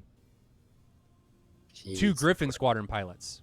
A 120, which it doesn't look like he have because he shot an aim 9 on a very cold target. He needed to bump him off and turn around and try to fight Flower, but he's in a very difficult situation. This should be good here, folks. And he didn't line his sight Flower. Where's the aim 9? And he actually just flew into the ground. I don't know if that was desync or what happened there. I saw him shoot the gun at the end, but I don't know what that was. Does anybody that flew this match know? A little bit of I'm assuming he blacked out during that recommit turn. I mean, I didn't see anything strange. Not that TAC view is the best place to know if desync is occurring, but it looked like he just hammered into the ground as Flower was shooting. Maybe he hit a tree. Maybe. I don't know. Damn squirrels, man. Ass bullet. Suckers squirrels. Will get you. They jump out of nowhere and like to eat things out of your intake. So Gryphon Squadron is able to come back. Looked like desync on my TAC feed. Looks like he still had some altitude. I don't know. I'm not sure what happened there. I saw him shoot some guns, but maybe an aim 9 came off that we didn't see. But I'm going to say that he just flew into the ground and the ground claimed another victim. Maybe he hit a Flower. Maybe a big Flower. Maybe a Flower hit him. Still be a big Flower. It would need to be a big one, although one the size of an F-16 might do the trick. Maybe. Probably. I mean, birds take a number on these aircraft, so bird strike. Yeah? Squirrel strike, I think, is more appropriate there. Can you imagine flying that low and having like a flying squirrel or something jump up? I was reading an article about, I think it was a guy at Red Flag who blacked out and then just brought, I mean, the tree marks on the bottom of the plane that were described were pretty interesting. I couldn't imagine coming back and being like, well, you got that close to dying. There's the proof of it right there. No, all set. No. I'm going to assume that they're going to have them RTB. I mean, it's 2 F-16s, so fuel definitely could be an issue, but Phantom still has 2 120s, so maybe fuel's not a huge issue. From the looks of it, at least. Third round, again. I don't know. But man, last week, speaking of last week's, every one of those ended in a 1v1 merge last week, and I guess we're not having them RTB. They thought better of it, and they just disconnected. So going round 3. That match last week, but I'll say this: I don't think I'm a fan of the long range stuff. I don't think these teams are equipped to do what need. You don't have the amount of time to fight that you need to be able to actually win a match here. I think on some of those longer ones, I really think we're going to see teams struggle to set up a proper game plan for those long matches. I think takes a very specific discipline and mentality to go win that type of match. So I think we're going to see teams struggle with those venues. I mean, they progressively got better over last week. They did. It's like they figured it out, but I think teams are gonna need to get in there and do that a few times before they figure out exactly what they need to do to make that work. And it's not like training that is easy. It takes a lot of time and effort to go train to do that type of stuff. So I think that's going to be an uphill battle for all the teams that end up with that as their choice. Yeah, for sure. That's why I like all the mission differences and the lengths and stuff. Me too. Silver Phoenix asked, did they all run out of fuel? No. So by the rules, you're required to RTB unless the other team says that you don't have to. So some people just don't want to waste the time. Everybody that flies in SATAL, we really expect that everybody knows how to land. So it comes down to, do you have enough fuel to be able to RTB? It forces people to have fuel management. Because what I didn't want is people not to manage their fuel. They kill somebody and then immediately run out of fuel. And if I didn't have this rule, they would be deemed the winner. So we force people to RTB back to their base in order to force people to manage their fuel, because that is something in air combat that you do have to manage. So that's why that rule is there. But you are required to RTB unless the other team deems that you don't need to, because they think you're going to be able to go back and then you just move on to the next round and nobody wastes time. So let's jump into the TAC view. I don't know why that's doing 2 transitions, but it is. And see what happened. Things started happening really, really fast once they started going. Everybody was really defensive until Maximus committed and got this low to high ET kill. Where is it? I think it's... Which is important to note there, low to high. You know, that optical sensor is on the nose of that flanker, right? So you're going to struggle to pick up those contacts below you. Running that strategy, you really got to be low, going around sniffing with that sensor. Yeah, and that was an off-bore 120 response. I don't, if he meant to do that or was a panic and knew he was going to die. He saw the ET was coming because he starts dumping flares, didn't dump enough of them. He should have turned into that missile instead of away, because when you turn away, you're showing that missile your engine, which is just making you a big spot on its IR sensor. But he got the trade. That 120 ends up taking him down. That's the one thing I'm always worried about, launching those ETs. And unfortunately, instead of defending as soon as he launched that ET, Maximus tried to stay and then guide an ER, and he puts himself in a position, undefendable position, because he's too high from the ground and to notch effectively. You can notch when you're higher, but you got to be perfect. And he's too slow to really do it and get into a defensive position quick enough, which is unfortunate. So they end up trading. And as soon as that happens, something happened up here to the north, and it was a 120 launch by Flower onto Starry, and he takes down Starry, and Starry just gets caught, I guess, sleeping. No, it's just a good launch. How far away is he? That's a good launch. 3 miles. I guess Starry just wasn't planning ahead. He was way too fast to effectively notch, and he didn't defend early enough. I mean, you can see when the missile comes off the rail where Flower is already defending from 4 miles. He's already into the brake turn. And actually, I think Fox 9 just launches the wrong missile. If that was a 120, Flower would be dead. He just launched the wrong thing. Man, that's unfortunate. If that was a 120, we'd be down to a 2v2, but he doesn't. Oof. That's rough. Yep. And because of it, Flower is able to continue. But Flower, I think, gets taken down here by Saber with this 120. Nope, he ends up getting away. I'm mistaken. Where's that kill Flower from? made I it think it's right here. Nope, this is the one where they defend. Who ends up killing him? I think Flower makes it out. Oh, he does. Yeah, so if he would have died, that could have had huge repercussions and changes for the Gryphon side. That was unfortunate. I don't know what happened there. Those 120s hits the ground, it looks like. I think that was just decent. Yeah. You might be right. Phantom's able to run down Saber. Rossman almost has Phantom, but Phantom's able to run away, and I think Rossman just recognizes he's not going to catch a 16.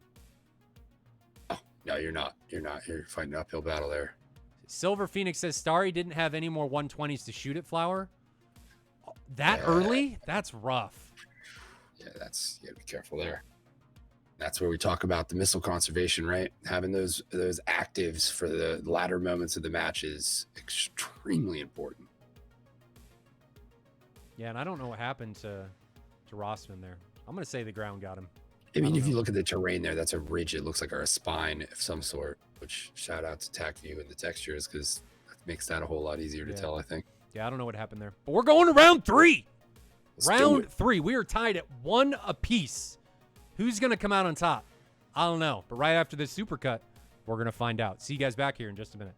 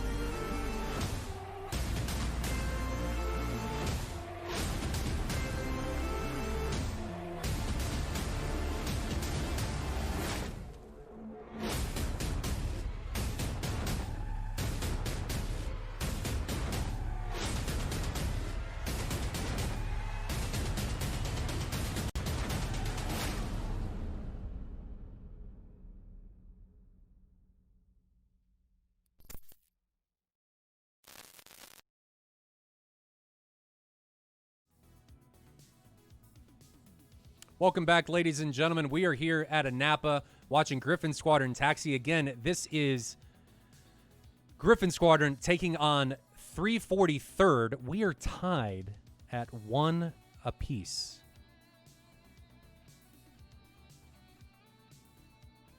One apiece. And I think, Billy, at the end of these rounds, we've just seen some critical mistakes that could have turned it around for, obviously that's how really every event goes, sporting event, whether it be DCS or professional sports, whatever. You have critical mistakes that turn the tide of flow or the tide of battle in one way or the other. But if that missile launched by Starry had been a 120 and somebody said he didn't have any left, man, you could have just waited to see what, not waited, but the end of that round could have gone very differently. And this could have been over 2-0 instead of we go into round 3 tied up. Right. And I think, you talk about the decision making there at the end. As those distances decrease, the pressure increases, and the decision making times shorten, which leads to poor decisions, which I think we saw in some cases there at the end. And it really, I think the better teams are the teams that can make those, the better decisions as the pressure mounts. When the time to make that decision is so little, even in comparison to the engagements in that round previously, right? As you get towards the end, you just have so little time to think, make a decision, and maneuver that you really see, the cream rises to the top there, I think, in those moments. Somebody asked, why can the Hornets only carry 6? That's just a weapon restriction in SATAL. Every aircraft is only allowed to carry a maximum of 6 120s. You're allowed to carry, I think, an unlimited number. I think it's 6 actives. I don't know if I don't remember if the 77 is restricted still or not. But the Phoenix, you're restricted to 4. It's just a SATAL thing to try and bring parity closer to all the different aircraft. I don't know if we're going to do it next year. But it starts to be a problem more with like the 120Cs and stuff. When you can carry 10 or 12 or whatever instead of limiting to 6, it can greatly affect things instead of just even over the lag. Not the lag, the drag. Excuse me.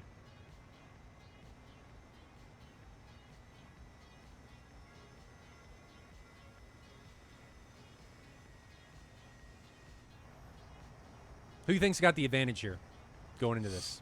Tough to say after that first one. I think we've seen the Hornets perform a little better than most of the airframes in this, although the 16s have kept in there right with, and even the J11, I think at times has shown, its benefits and why it still is a valuable airframe here.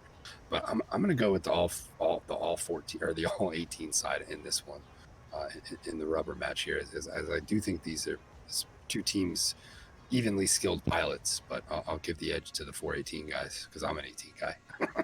Oh, is that how this is going to roll? I mean, I think we all know here I'm a little bit more partial to the Hornets, right? Mm-hmm. For anyone who's been in my Twitch page, I think it's made pretty apparent. I think we're getting ready to roll. I saw them depart at 14. We're up to 13 and a half minutes, so they should be departing here anytime. I think I'm with you. I got to go with 343rd. I think their Gryphon Squadron won the last one, and I think 343rd is just going to be out for blood here in round 3. Yeah, I think that's a solid point to make. I think those guys are going to come out with a little bit of vengeance for sure. Mr. Mingmaster says 120 versus 120 is such a boring fight. I disagree. I wholeheartedly disagree on that. Maybe. I mean, it'd be nice to see some variety in the weapons that people took. Having the Phoenix in there does cause some different things to happen and people to fly a little bit differently. But, it is what it is. And can't win them all. Can't make people fly, just to make things more interesting. So, well, I think at the end of the day, we do see a variety of different things here. I mean, you could make the point that there has been a lot more 120 v120 stuff with the way the airframes have gone. That F-15E is only, I think, gonna magnify that a little further. But don't get me started on that thing. Why? So, what's things changed since the last time we spoke about it? I'm not a huge fan of how Razbam has released things. I mean, I'm just not. Yeah, okay. I'm not a huge fan of that. I mean, the Mirage now is awesome. I like its position now, but overall, the Mirage at the beginning of its release was kind of meme-worthy. I mean, it had so many things that just weren't. I mean, look at the MiG-19 when it came out. It was just. I don't know. It has some problems. And let's be real, though, the only 2 modules that have ever dropped out the gate that have been remotely decent and satisfying are the 14 and the 17. Everything else has had a pretty lackluster release as far as what's available and the state of the module once it comes out at the end of the day. Well, it's not. Yeah, but I don't think they were as meme-tastic as some of the stuff that was going on there. And I'm just worried that the launch of the 15 is just not going to be up to par of what we've been seeing from Eagle Dynamics and heat blur and stuff. I don't know. I'd like to be proven wrong, but we're just gonna have to see what ends up happening. Whoa, Billy. What about the Christian Eagle? Absolutely fair. The Christian Eagle did not have a ton of problems on its release. That should be noted and lumped in with that group. Thank you. No. Granted, it didn't really have anything to do. But not a whole lot going on there, but nonetheless, it's a valid point and it should be included. And Combs does bring up a good point that the JF-17 came across as okay, but there were a lot of things that drastically overperformed. Certainly they pushed some numbers on the missile side, but I think they're going off their data there, and then you have to count in the fact, Nick Gray's crazy missile dynamics and how they tune things a little differently than what some of the real numbers may be. And I think there might have just been a discrepancy between ED and DECA on how to go about that part of the thing. But I wouldn't agree with Combs there. I think that might be going a little far. It's saying they was overdone to help cells. Whatever that means, but I don't think they're doing that. I don't think anybody does that. To try to sell more modules. I think that's it's a bit tinfoil hat for me there. But I think at the end of the day, ED does not do a good job of communicating with its third-party developers, and I think that's how you have situations like that develop. Mm-hmm. I'm not a huge fan of this turnaround thing. I'd rather just see them sit on the ground and then take off in a delayed departure. I feel like this just wastes fuel flying backwards. Yeah, it does. I don't know. That's just my mindset there. I don't know how I feel about that. Yeah, I struggle to see how that does a whole lot as opposed to staggering takeoffs, right? If you need separation, there's ways to do it without wasting fuel, I think, Yeah, that's why I bring that up. If they could sit on the ground, conserve the fuel, hell, even top off from sitting there burning the gas while they're waiting for departure, I feel like that's a better way. Every gallon counts. We've seen guys run out of fuel or almost make it back to base. I mean, I think it was last week where somebody made it within 25 miles of Krasnodar to be able to close out the round, and he ran out of fuel. So every drop counts, and if you're taking the fuel and what am I thinking? And utilizing it in ways that are not going to give you an advantage, I don't know. But on the flip side of that, maybe they're trying to get into the fight with less fuel, because in the 33, or sorry, in the J11, you can't drop tanks. So maybe he's just trying to burn some fuel before he gets into the fight, so he's not quite as heavy. And Combs, the difference in time periods when the targeting pod on the 17 versus the targeting pod on the 18, pretty substantial. The targeting pod on the 17 is, I think, one of the most up-to-date or modern targeting pods in all of DCS. So I think the resolution is fairly accurate there. I know that can be a little debatable, but it's certainly, I think, accurate to what it looks like and to the fact that it's so new. That targeting pod was made within the last 15 years, I believe.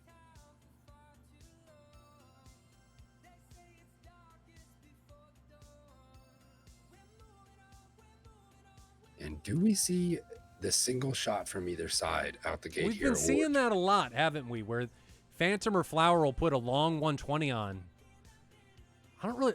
It's not going to work against these teams. It's not going to work against somebody like 343rd. That's a weird song.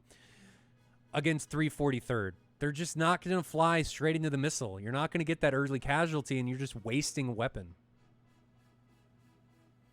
Trying to see if I missed anybody. Nope.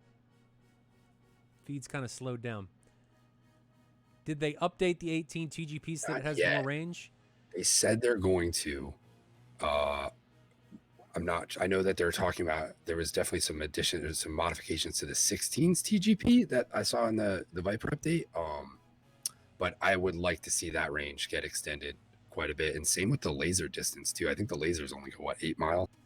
I don't know how real that is. I know that goes a little bit further. Not sure where the limitations of curvature of the Earth and so on and so forth and all that stuff, but who launched that? It wasn't Rossman. Somebody for 343rd launched the first 120, and it's going through 50,000 feet right now. They're defending, so.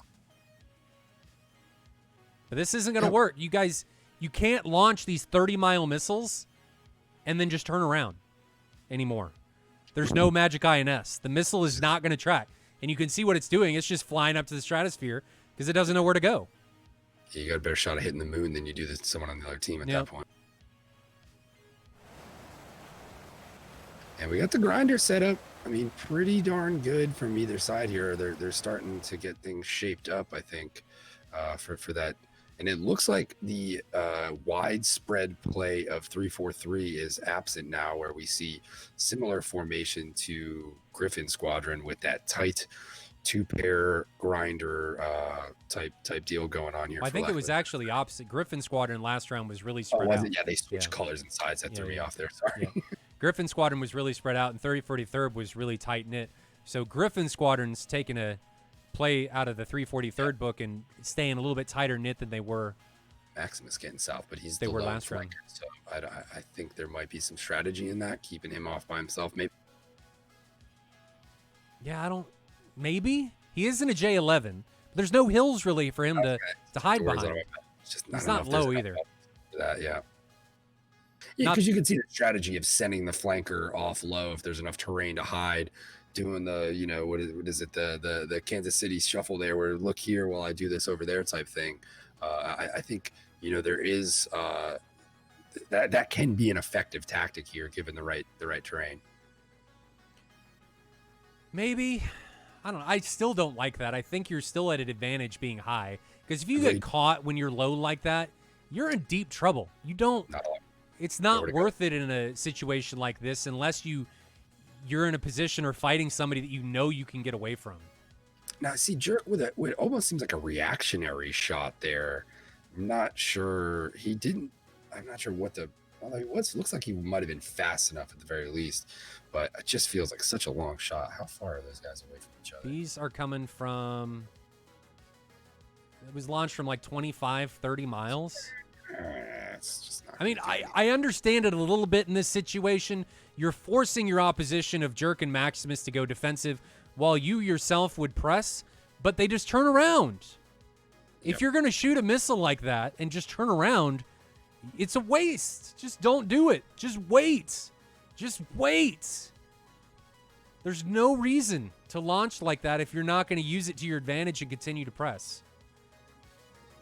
You're just lightening your aircraft, which maybe they're trying to do. I don't know. I can only read into things so far.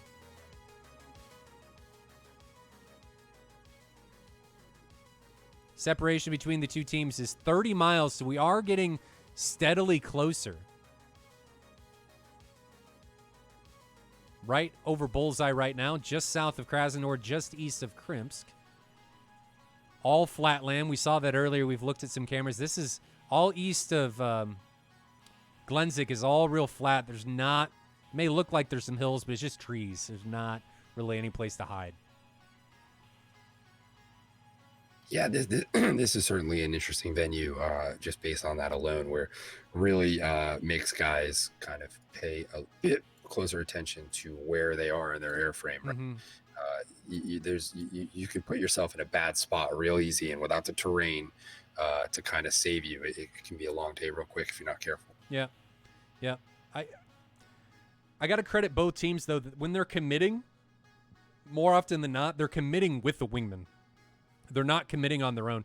And both teams are really taking the same approach, committing as two ships. So they've got Flower and Phantom committing together, Jerk and Maximus committing together for Gryphon Squadron, Unam and Rossman committing together for 343rd, and Saber and Starry, Fox 9, committing together. So I do like that, though this is a little concerning when you've got one hot and one cold from the same two ship, unless they're doing it as a depth. Nope, he turned cold, so this is indeed a two ship. It was a little concerning that I thought he may continue to press. I was a little worried. I was talking about Unam, by the way. Thought he was maybe going to continue to press, and I was getting a little concerned that he was going to isolate himself against Flower and Phantom. But he turned around. I like the more closeness of 343rd, though. Gryphon Squadron being that spread out, it's difficult to provide mutual support. 15 miles, 30 kilometers that can be a challenge. The mission location, Eagle Firefly, is in Napa and Maycop. So not a long one. Fuel's not as big of an issue as last week. Last week was like 100 and... How long was last week? Last week was... It was far. Definitely far. 323 nautical miles. That was long. A long way. I forgot it was that far. No, it wasn't that far. It was Kraz, mate. It was 260. Round trip? Or each way, right? No, it was about 200 round trip if you get to the bubble. So distance between the airfields was like 260 miles.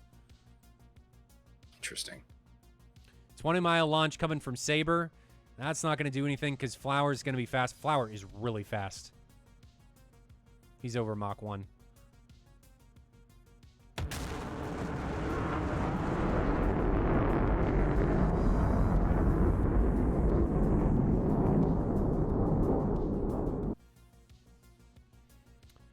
And we're going back into this separation thing. Fuel's got to be coming into starting to be a problem, especially for the 16s. But we've moved from 30-mile separation down to 20.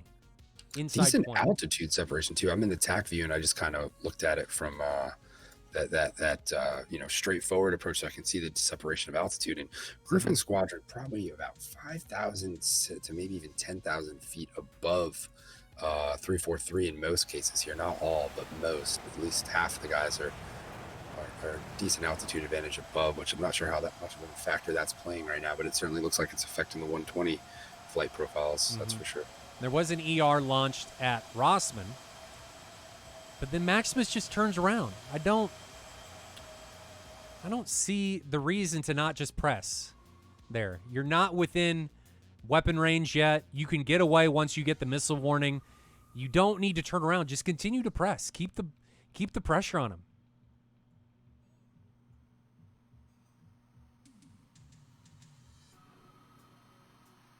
Both teams still playing very defensive, and now we're starting to see Gryphon Squadron spread out while 343rd is able to maintain a much closer position amongst their allies. So Maximus is now pretty well isolated down here to the south. His closest companion is 12 miles away. He's got a 120 coming in on him. It's going to be on his left. There it is. From 1.9 miles, that thing's not going to have a chance in hell at catching him, as Maximus is already closing in at 600 knots. Phantom and Flower, though, really just working to maintain that altitude advantage over 343. And I'm not sure. Can you tell me what Phantom's altitude is? I think I can pull it up here. Phantom is at 35,000 feet. Yep.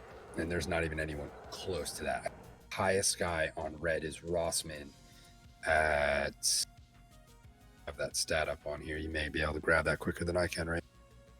Highest guy on 343rd is at 13,000 feet. Yeah, it's Unam. So there's now it's Rossman. 20,000 foot disparity between Phantom and the highest guy on 343 right now. That is an advantage. But it's hard to take advantage of that when your opposition is so defensive minded.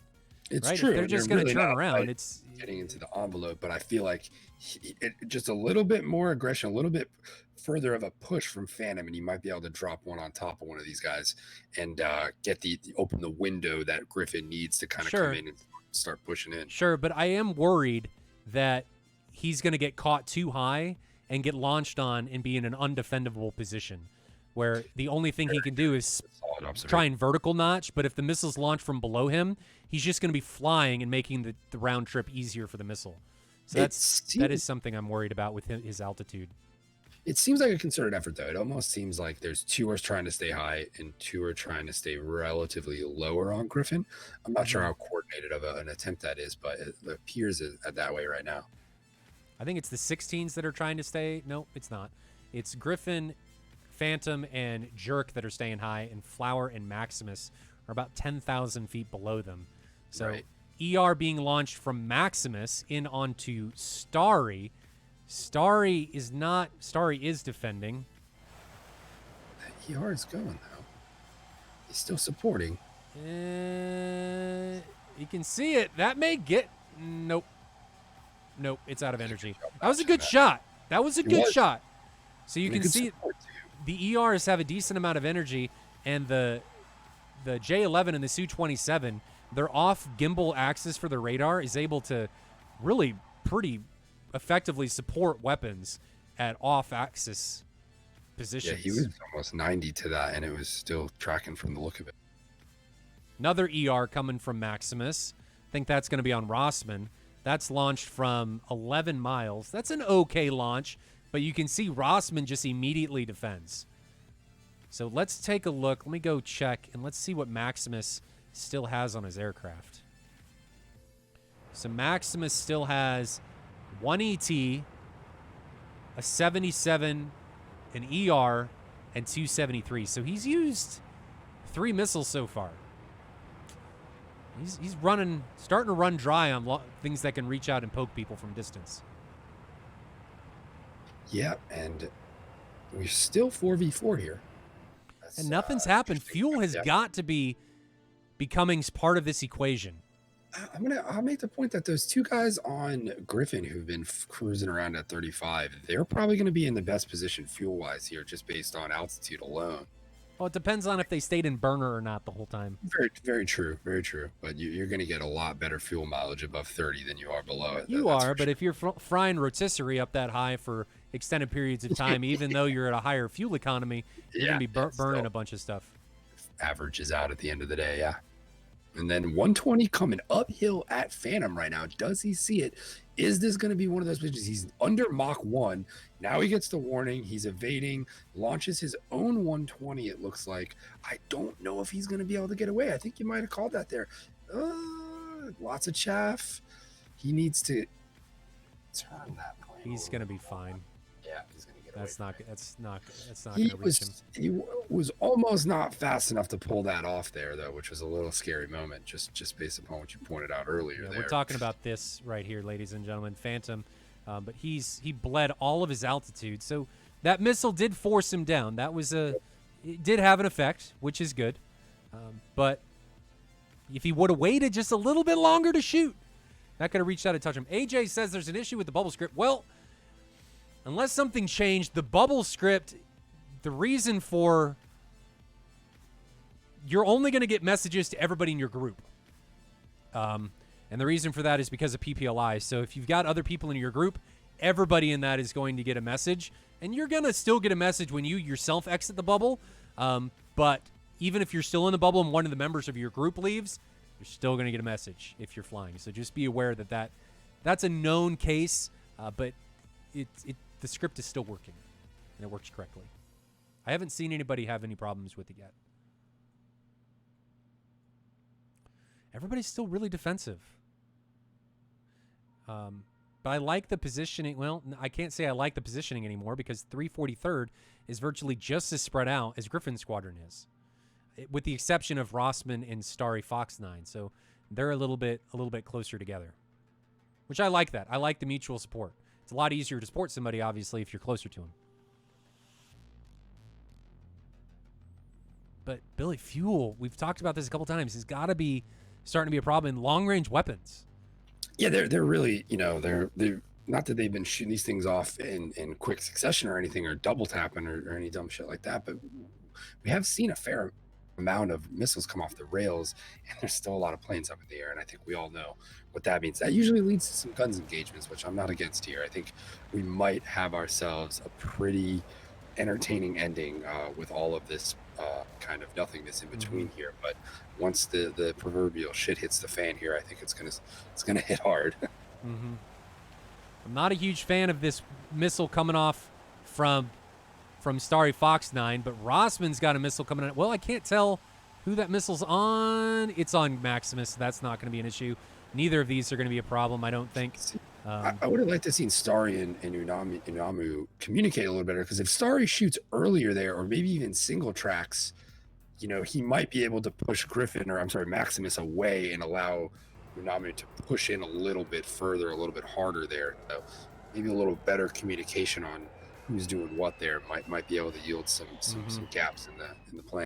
There was definitely an opportunity for a bag and drag there that wasn't capitalized on. But right now, 343rd, I think, is in a superior position over Gryphon Squadron. They're closer together. They've got a hot-cold approach going on right now. They're going to be a lot harder to press because they're in like this kind of ball, and everybody for Gryphon's more spread out. I like 343rd's positioning as long as they're able to provide mutual support. Rossman gets a 120 out onto Flower, and Flower is defending from high to low. Missile's going to be behind him, and I don't see it. So he's going to be okay getting away from that. And he fired at Rossman, but Rossman was able to line of sight it and take it into the ground. And there was a close incursion coming. Did I miss somebody dying? I think somebody died. Somebody died for Gryphon Squadron. I don't know who it was. I didn't see it happen. Well. Oh, well. Can't win them all. Not sure what happened. Maybe somebody that saw it on TAC feed. Maximus died. Yeah, Maximus isn't here anymore. How did he die? Anybody know? He's flying to the ground. I didn't see a missile come at him. Oh, the missile. That one that went all the way up there killed him? No way. No way. Flowers now got a 120 coming in on him. And there's the missile behind him from 1.5 miles.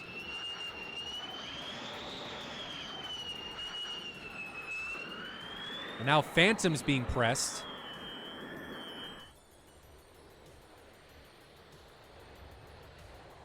I don't see where that missile is from Phantom. It's going to be right behind him. There it is. 0.4 miles, and I think it got chaffed. So you thought it was desync. Yeah, it got chaffed. So that missile's dead.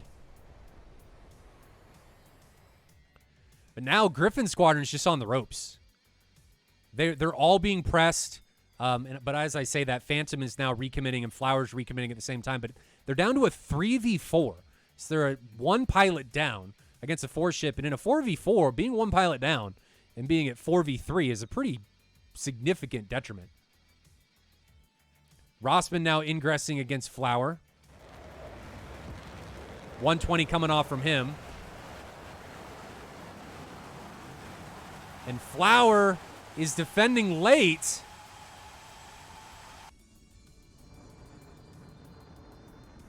Missiles behind him, and it takes him down.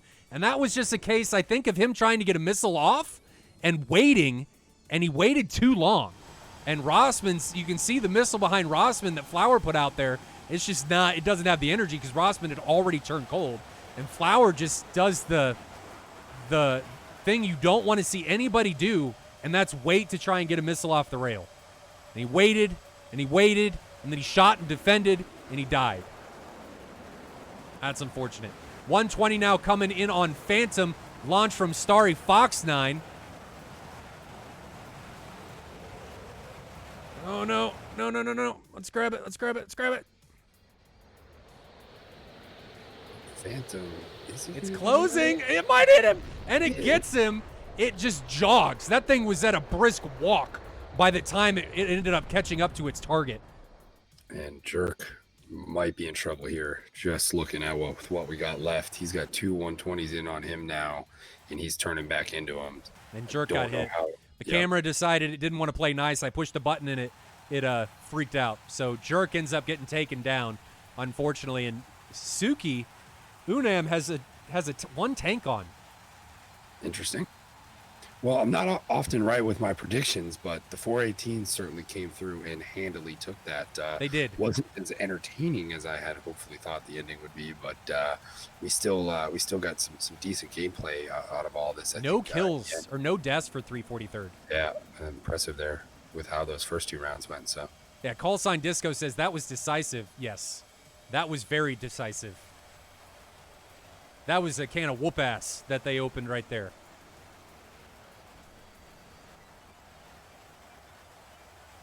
That was nothing like the first 2 rounds that we saw during this match. Nothing like it. Well flown by 343rd. Well flown by both teams, in all honesty.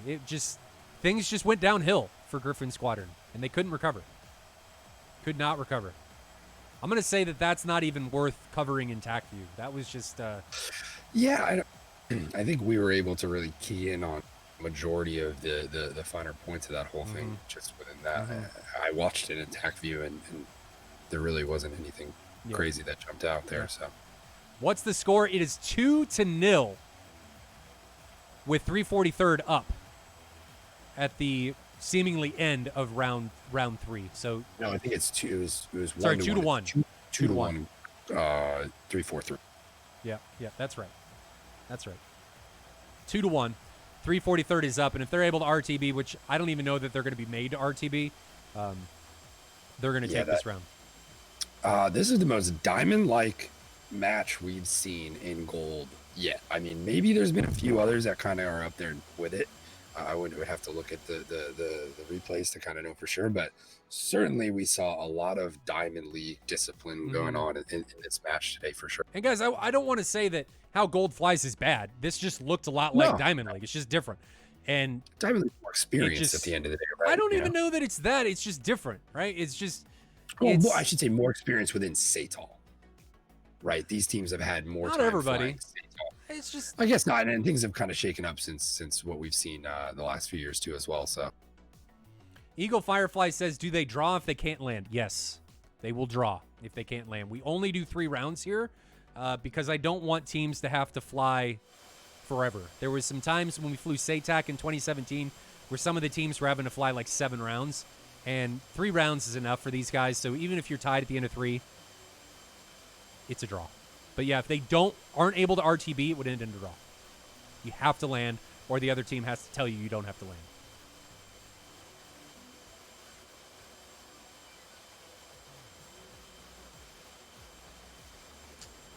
Worried gas cruising? I don't know. I don't think...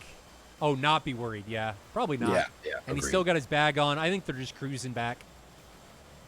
Yeah, I think your odds of all 4 planes running out here are slim to none. At least one of these guys managed fuel right. And now this wasn't the side that was hanging up at high altitude too as well. So certainly a factor, but I just don't, I think with the fact that these are 18s, I think we're going to see at least 75% of these guys make it back in there. Oh yeah. They're not going to have any problem making it back. I don't see this as being, nobody's climbing for altitude. Nobody's doing anything for maximum fuel economy. This is going to be fine. Lumen Ghost says, funny how so many won't turn off the lights. Yeah, they go in full blaze Christmas tree. Yep. Especially with guys in VR, man, those LODs, like the lights it's egregious how bad you're giving away. For some of you guys who are in 2D all the time, you don't realize how much your lights stand out to the VR guys at the different level of detail model levels. So as you get closer, the actual 3D model is going to change on that F-18 as you get closer to it, right?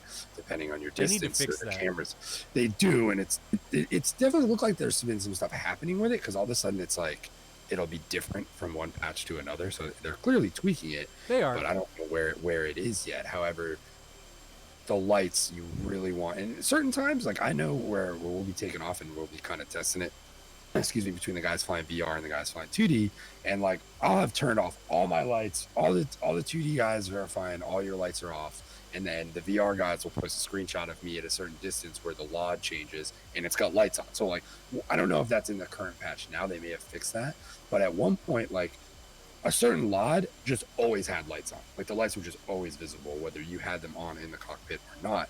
And like sounds stupid, sounds small, but when you're fighting against people in VR and you're a Christmas tree shining off in the distance over there, that's a big thing. And it can be rather detrimental and you don't realize it's happening. And especially for the 2D guys, because the pixel difference that we get for spotting is so bad already that sucks. It's like I play at 4K, and I'm looking for 1 pixel in 8 million. And to have to combat that sucks. Hopefully that gets fixed. The spotting has gotten better, though. Somebody posted to Hoggit a graph, and this is, I believe, in relation to IRL spotting and what planes disappear and how much are visible at certain ranges and stuff. And I would love to see somebody do a comparison to that chart to DCS to see how it shakes up with those different airframes. Because I believe there was at certain points it looked like the F-18 was less visible than the F-5 at certain ranges, and that one blew my mind. I was like, I really want to see why that is the case, or maybe I was just reading the chart and graph wrong.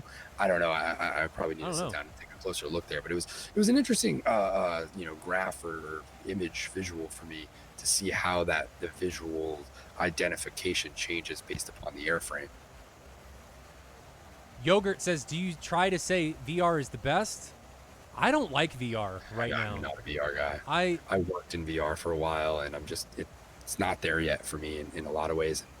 I don't like sensory deprivation either, so. I'm not. Maybe eventually, like maybe with the Reverb 2 when it comes out, but I'm not there yet. I'm a visual fidelity whore, and I just can't. Yeah. It's not there for it. And I play DCS at a pretty high frame rate, even at 4K, on a G-Sync monitor, and I just can't do 35, 40 frames in VR. I can't do it.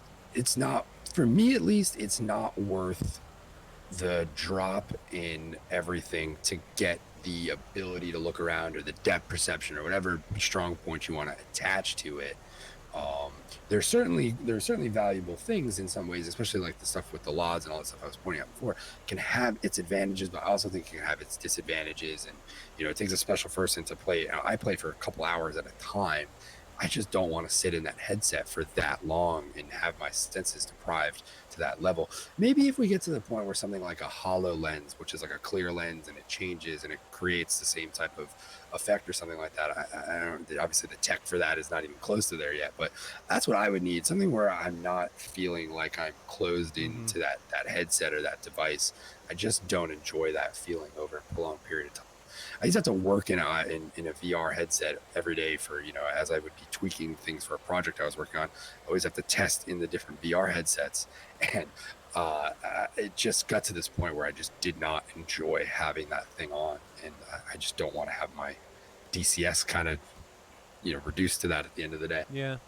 I don't mind the headset. I just wish it was better. We'll have to see what the 3000 series from NVIDIA does, what the new VR headsets are like.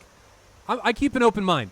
I keep a very open mind. I've used most of the headsets, so don't let me come across as, VR sucks. I've used most of them, and I built an opinion on it based on those uses, and I'm just not a fan as of yet. But 343rd officially comes out on top, 2 rounds to 1 over Gryphon Squadron, and we're actually going to see 343rd again Saturday.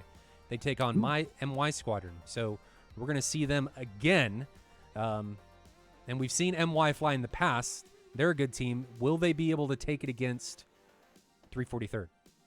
I like seeing these Asian squadrons get into the mix a bit more. It definitely feels like DCS was already a very international thing, and it's even becoming more so international. I just know it through what I see through Wild Weasel sales and the different parts of the world I end up sending these shirts off to, and it always surprises me.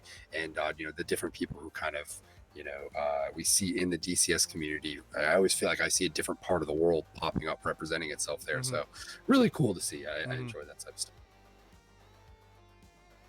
I think quarantine gave people a lot of time to do initial learning. Yeah, that's true. That's true. That could be a possibility. I don't know. But guys, that's going to be it for us. We're going to be back on Saturday. 1500 Zulu Supercut should be dropping today or tomorrow for the match on Saturday, which is again going to be 343rd taking on MY Squadron. It's going to be a good one. Master Transfer, I like my background. It's nobody else has that because I've pieced a bunch of stuff together with opacity and a bunch of stuff. So I think it ended up looking good. That background image, a beautiful image. That's I believe from the National Archives as well. I don't know where that one came from. I really like it though. I just turned it down and made everything look cool with it. That's that bad boy for a while on Wild Weasel. But guys, that's going to be it for us today. Saturday, again, 1500 Zulu. Be watching the YouTube channel for the Supercut. If you're not already subscribed on YouTube, make sure you click the panel down below to check that out. Hopefully you guys enjoyed everything that's going on. Huge shout outs to everybody that subscribed. Huge shout outs to everybody that gifted subs. Gordo B, man, keeping us alive. Hopefully I hear before Saturday about Twitch partnership. And hopefully it's positive, but be crossing your fingers for us. Hopefully that ends up happening. I have no idea what benefits it's going to give us aside from transcoding, but hey, we can hope. But that's it for today, ladies and gentlemen. Until next time, fly safe in those virtual skies, and I'll see you guys later. Have a good one. See you.